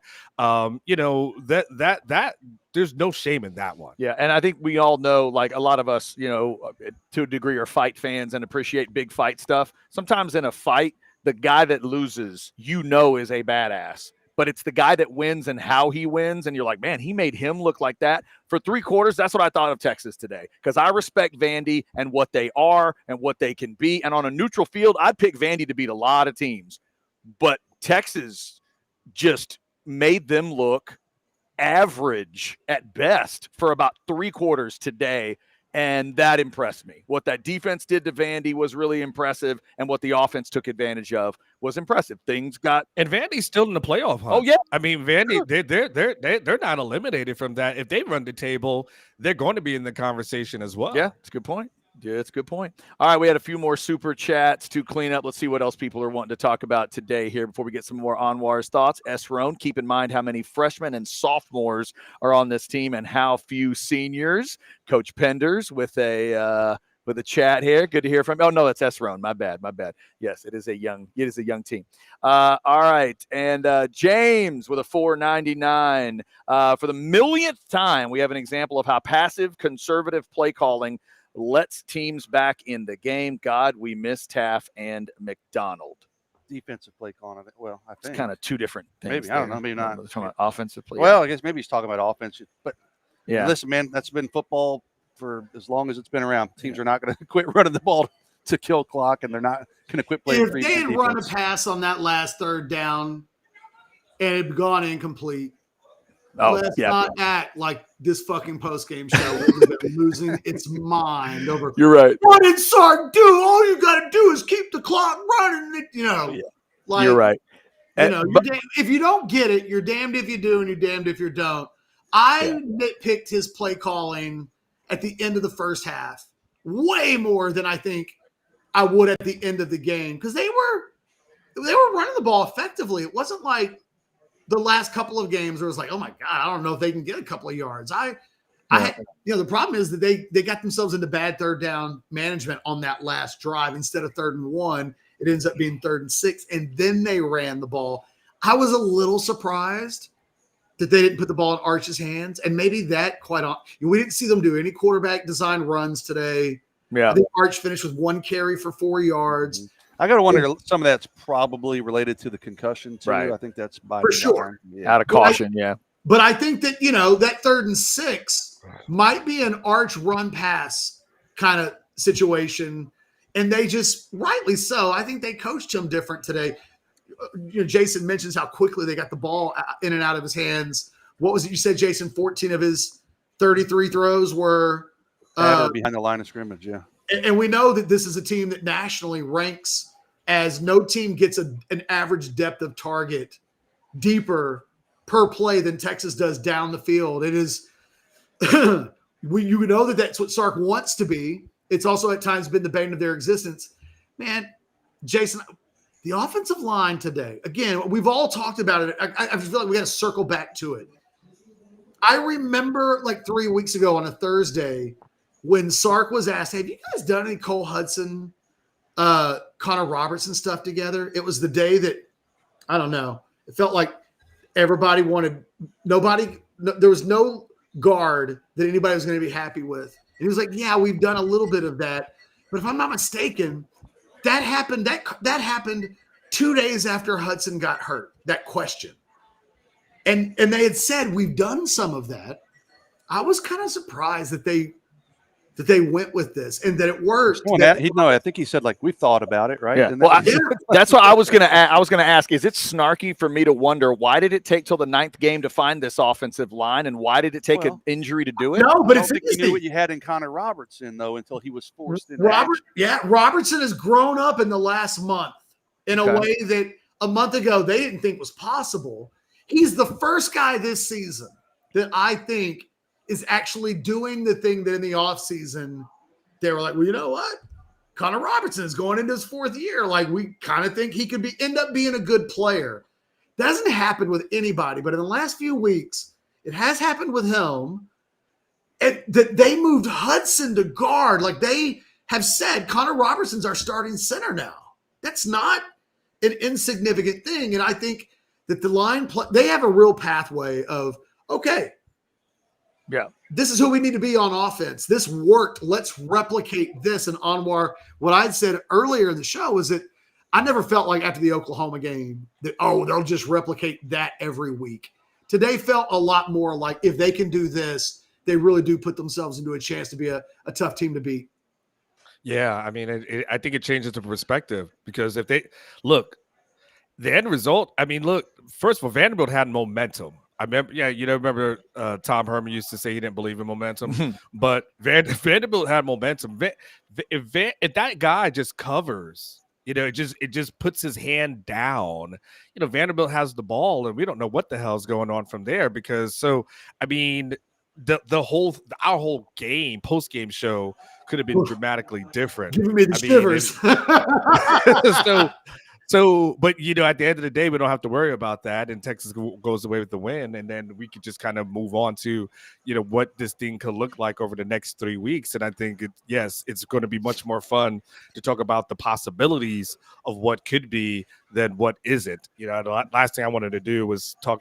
I saw Cheez-It Bowl representatives here, and there was another bowl there that's definitely not playoff bound. So I was like, dude, I do not want your business card. I don't even want to talk to you. I don't know who you I don't are. want. I just No. because Ken, you've been in those press boxes before. They always walk around to you, want to talk to you, and have you pump up their bowl. I'm like, I'm just keep it beelining, man. Like so. There is a huge difference, and thank God we don't have to worry about it. Hey, Anwar, I apologize if you mentioned it earlier and I missed it, but someone was asking about the McDonald injury. Yeah, no, that did not come up. Okay. Listen, you're supposed to get one question in. I asked about Wingo. I asked a second, got two in. I can't do everything, man. It really is sad that you were like, I had two questions and now we have to pin the existence of a good question. That's a tall cross to bear, man. Because I get it, but there's also things that I like. For instance, I ask questions on Saturday after the game that relates to my column that I want to write, and so I'm also focused on that. So it's like there's housekeeping things. I can't just waste my one question on just housekeeping, and I got nothing else for my Sunday piece. So it's tough. Here's what we need to do. If they're going to make them do an injury report Wednesday, Thursday, Friday, and the day of the game, there needs to be something in the press conferences to cover what Anwar just said. Make them go over injuries if it's part of the discussion, then get to the other stuff. I feel like Sark used to do that. He'd sit down and be like, okay, injuries, you're then get to his comments. That should be the way Monday starts, and that should be the way post-game starts. Speaking of injuries, Kat, you find this interesting. Sark said that Arch was actually cleared on Thursday, and Friday they just decided to be a little bit more precautionary. But he said by Thursday night, he was actually already cleared and ready to go. So that thing was well in advance. So that's why so much for all the reports of meeting with doctors on Saturday morning, right? That was a report by On3, and we love On3. We respect On3, and I will never say anything disparaging about On3. But what I will say is that it also explains why on Friday he wasn't on the report, because he had already been basically cleared on Thursday night. And then Friday morning, it was just one last precaution, talking to the family, things like that effect. But that thing was already a done deal come Thursday night. Once he was in his third, once we knew Friday was going to be his third practice, it was like, okay, he's starting. Yeah. And look, there was a question that he was asked about on Thursday about Matthew Caldwell, and he ended it with, and if like Caldwell is fortunate enough to get the opportunity to get that shot, I can't remember exactly how he said it, but I was like, he does not think that dude is starting this weekend. And in retrospect, all of that now makes a lot of sense, right? Like he knew he had to have known, even if it didn't get cleared until later on Thursday, that Thursday when he does the last deal with the immediate availability, he had a really good idea. My guy's going to be there. And you know what? Like, it was really important that Arch was good today. He needed it. They needed it. And it does allow this next 2 weeks to just be a lot less anxiety filled than it otherwise is whenever any team is coming off of its quarterback not having the best game possible. So the whole mood around this thing will just feel different for the next couple of weeks. And they need that. Arch, I almost don't even know what he'll look like on War going into a game where it's like, oh, yeah, just go play, dude. Like, nobody's on your back too much. Nobody's asking about concussions. You got 2 weeks to prepare. Like, just go do you. Go be you. Go play well. And, like, it's been a while since Ohio State, where it's felt like, oh, just Arch, go out and play a normal game. We didn't know what a normal game was then. And then it's changed as the weeks have gone by. But today felt like, again, something that they can replicate, and they need this receiving core to play every game the rest of the season the way they did today. They were excellent. And I've beaten those guys up all year. I thought they ran hard today. They caught the ball well today. I don't remember a drop. Parker got his hands on that one ball over the middle. I guess that was before the DeAndre Moore touchdown. But like, there's just, you know, They blocked like But they that blocked yak, like crazy too. yeah, but that yak is impressive. You know, Arch throws for 328, but the yak is 258. whew, What was that number, Jason? That's You silly. said what was the yak going into this They'd given game? up. It was right at 100 in 8 games. I don't remember. 108 yards total, I think, in 8 games, and then that first You half. talk about Texas receivers have had. No, correct. Vanderbilt had given up 100. Oh, you in talk 8 about games, okay, I see and what you're Texas saying. had 180 in the first, 180 something in the first half. Yeah.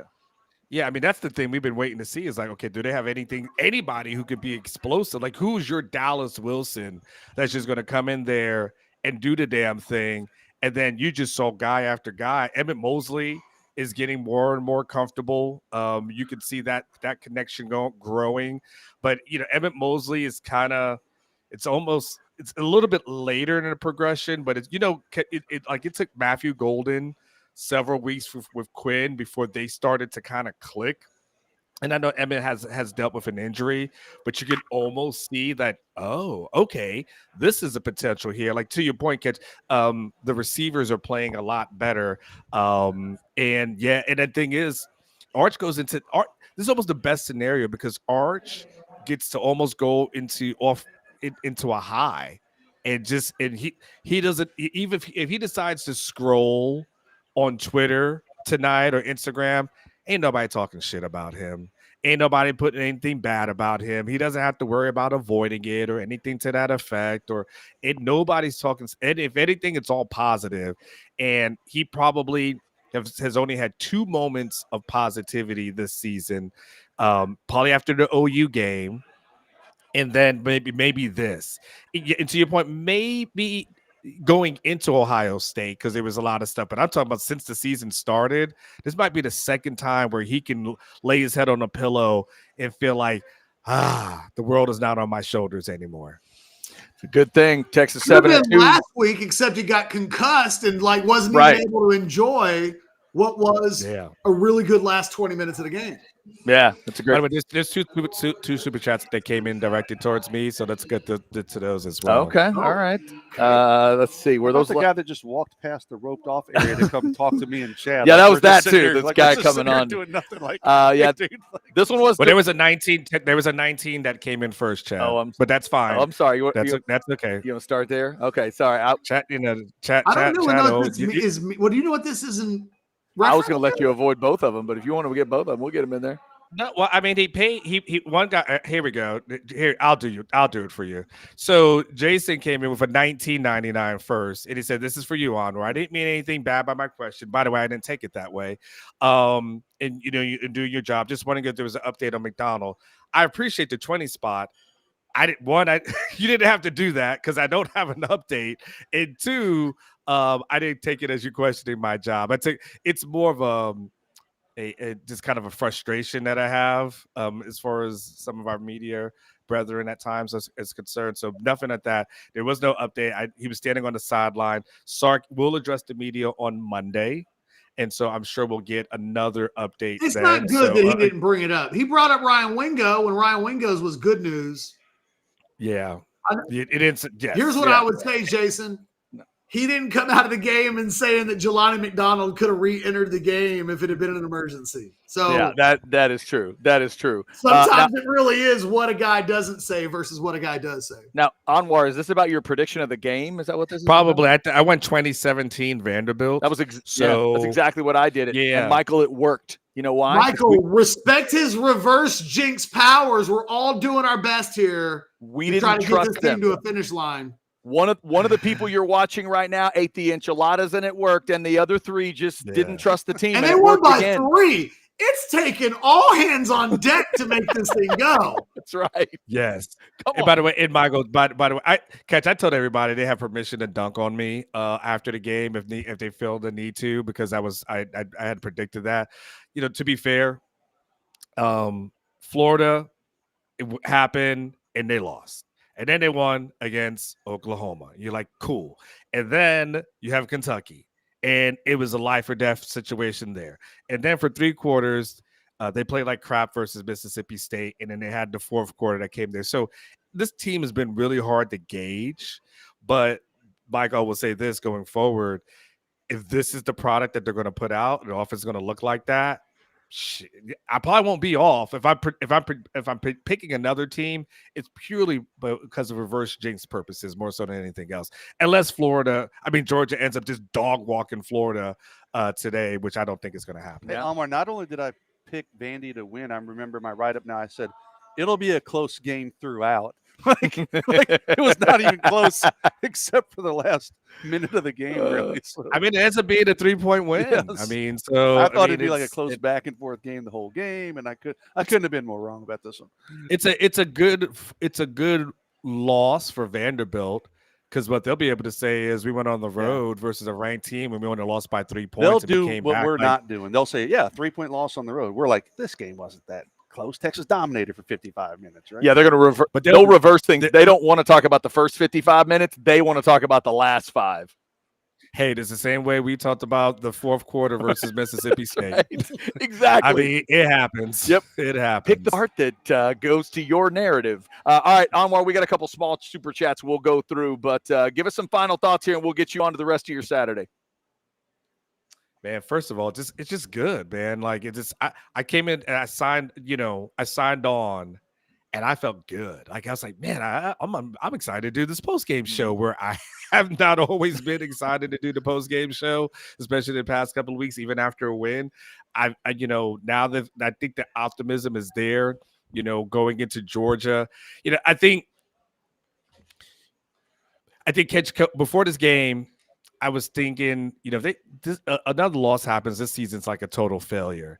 Now, even if Georgia happens, I'm like, okay, but I've seen progress. I've seen some fight within this team. I've seen them do a couple of different things where I'm not going to look at this and say this is an obliteration that everything needs to be blown up. People were going into this game asking, does Kyle Flood have to be the guy that gets fired after this season? Like that, those are real conversations that were being had by fan bases on our message boards here on our, on our streams. And, right now, we're not talking about who has to be the sacrificial lamb on offense. We're not questioning Arch and what that looks like. And hell, to be able to say that the offensive line, something we haven't been able to say all year long, that the offensive line played well. I mean, and then maybe you say they played well against Ohio State, but I think this was a different version of well. And for them to be able to assert their will, I mean, I think every Texas fan should be encouraged. And, look, at the end of the day, go out, enjoy your Saturday, and then just sit back, relax, and take a Rogue product or have yourself a drink, and then watch Oklahoma versus Tennessee tonight, and just hope for the. I don't know, Catch. Does Texas want Tennessee to lose this game? Do they want Oklahoma to win so that makes their win look better? Or do you just say the hell with it? This have the Sooners lose? I know what this answer number is. one of being a Texas football fan. Yeah. Nothing good ever comes from anything good happening to Oklahoma. Yeah, that's fair. Yep. There it is. I knew that. I knew that was coming. And Anwar, before we let you go, Chad and all of us would like to communicate how happy we are that you do not have to catch a flight. You don't have to go get on a flight. Let me tell you how happy I am not to have to catch. First of all, not to drive 2 hours in the middle of the night somewhere, not to have to catch a flight in the morning or be delayed and it take me 15 hours to get home. And now to literally say I have the rest of my afternoon, I don't have to. Dude, I'm about to be my girl. Like, just so we're clear. You got to hang out with your girl last night for Halloween. And dude, I was in San Antonio there. I left. Man, it took me like 90 minutes to get to the stadium. I stopped at the Buc-ee's. I got some food. I'm like, I was just chilling. It was just living my best life. And so now we're gonna go and hang out the rest of the day. I'm like, I don't know what I'm going to write for tomorrow. I got some time to work on that. Like, this feels great. I'm excited about it. I guess it'll be the last time of the year, right? So, but they're all unless Arkansas is early. They've all said to Anwar, like, hey, man, that SEC travel, I've heard it's crazy. And Anwar says, try it during a government shutdown. You're going to find out what that SEC travel is like. And you can't, it's hard to get into these cities because you got to fly into a major airport and then drive into it And so, and so that it just makes it really, really difficult. And so, but now and then I won't be sleeping in my own bed, but to sleep in Texas. Come on, in baby. a bed in Texas. You sleep wherever you need to, Anoir. You sleep wherever you need to. I'm not planning on sleeping no time soon. I can tell you that damn much, but I'll sleep later. He's waited for this home game for a long time, Chad. Hey, Anoir. Hey, Catch. There's a reason why I'm in a good mood today, Dadgum right. Anoir, we're glad you're at home, and we're glad Texas looked like that. Anoir had enchiladas last night, too. Darn That's right. what you want to call it. That is it. She is Mexican, and that's what you want to call it. I had that. I have my pizza. I'm going back for seconds right now, so y'all take care. Anoir, you have a good one, sir. He's making a hot plate as we speak. That is Anoir Richardson. Oh, and there's Jason as well at the same Brought time. me in on a second camera. Did I do that one? Hang on. Hold on. Stereo Jason. Jeez. Let's get you out of there. There we go. All right. For a second.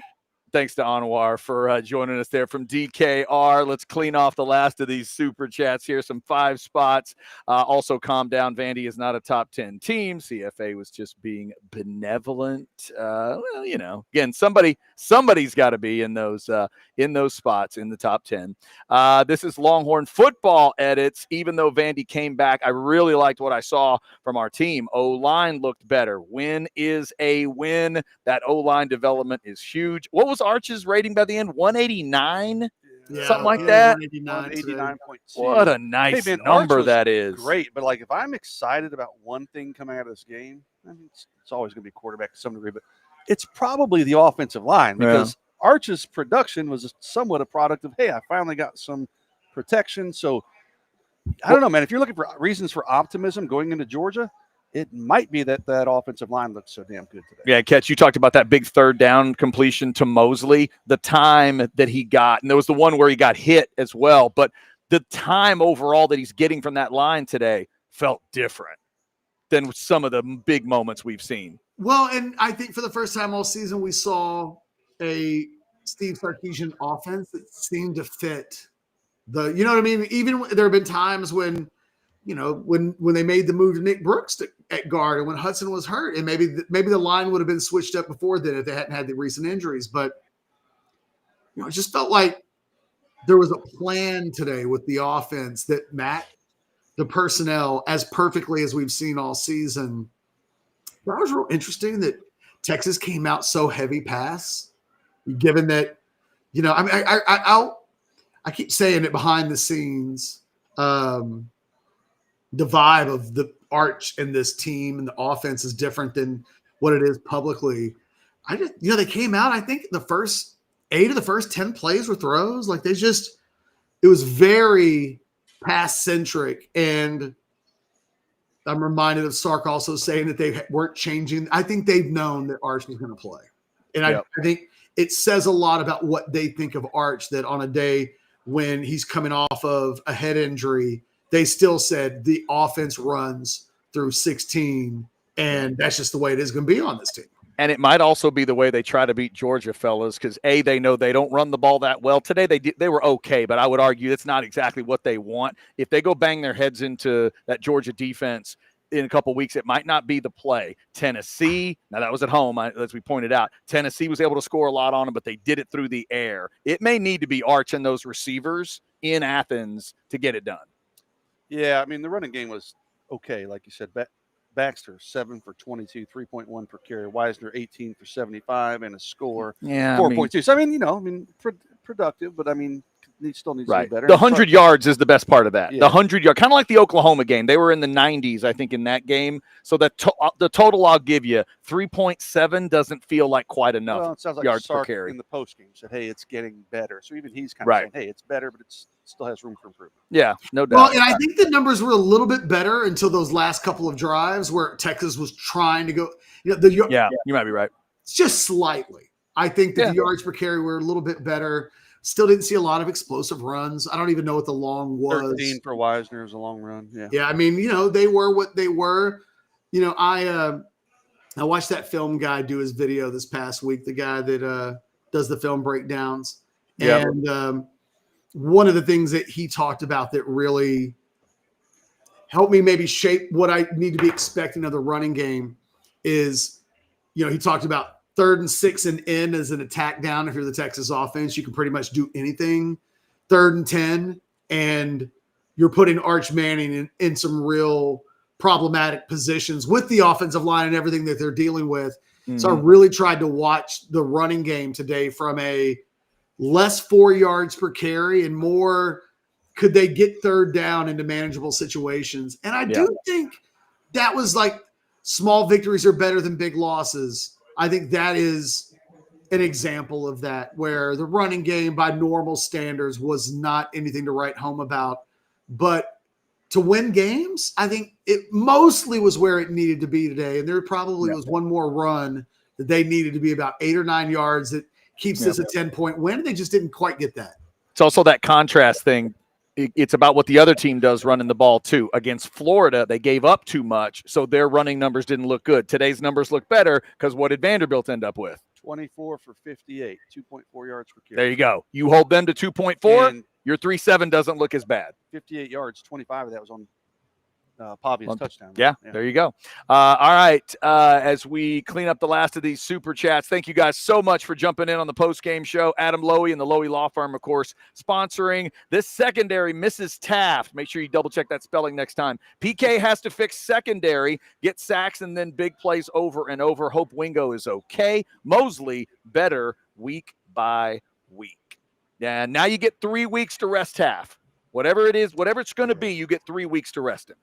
The fact that he was practicing this week, I got to wonder if he could have played today if they absolutely needed him. But yeah, I mean, I would almost think certainly he'll be fine for the Georgia game. I was told late on Thursday that it was pretty clear that the doctors wanted him to wait until the Georgia game, and that if it was a Taft decision that he would have played. And so the person that I talked to was like, we're going to find out like who wears the pants in this. It sounds like the doctors wore the pants. Yeah. And, I think everybody realizes how important he is. I think he realizes how important he is, but it does, 2 more weeks. It was a risk, if you can call it that, right, to not play an injured player that Texas was able to survive. And so now maybe you get a little bit closer version of Michael Taft at 100% when he comes back. And given that we don't know the status of Jelani McDonald, and who knows, with a bye week in between, maybe that becomes, depending on the severity of what he's dealing with, maybe that becomes more of a true game time decision or questionable on the depth chart. But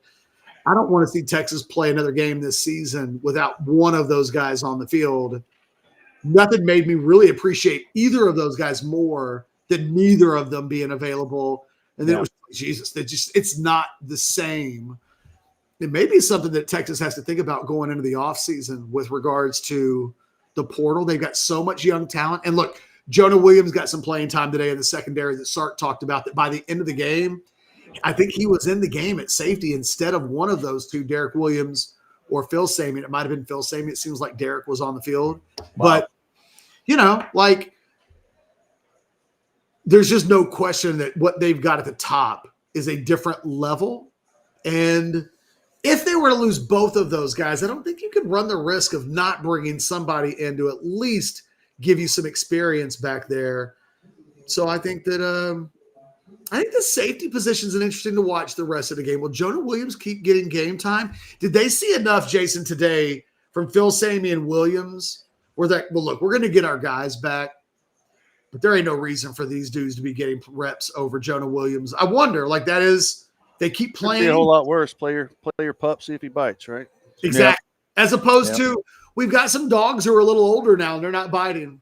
Yeah. All right. Here's Brady not understanding how magic powers work. $4.99. Arch made Jason and Anwar look like clowns for their disrespect all week. No, Brady, it worked. Nobody disrespected. I just corrected when someone said Arch played well against Kentucky. I was like, no, he didn't. There you go. That's not disrespect. No, you corrected me when I had the audacity. No, that was Cody. That was Cody that said. He said Cody said Arch has been great the last 4 weeks. I'm like, did you forget the Kentucky game? Fair enough. Catch and I got in a debate about who was the best player in the Oklahoma game. I didn't say Arch played poorly. I said Trey Wisner was better. Arch was the second best player. So it felt like the nittiest nitpick. And look, that's proof of what nitpicking we normally that's what you do. and I do. And we didn't do it today. And like Jason and I will get into the weeds where we're like, okay, fine. He was the second best player. I'll concede that. Fine. That is right. Total Archer, Texas, $5, up 24 points in the fourth.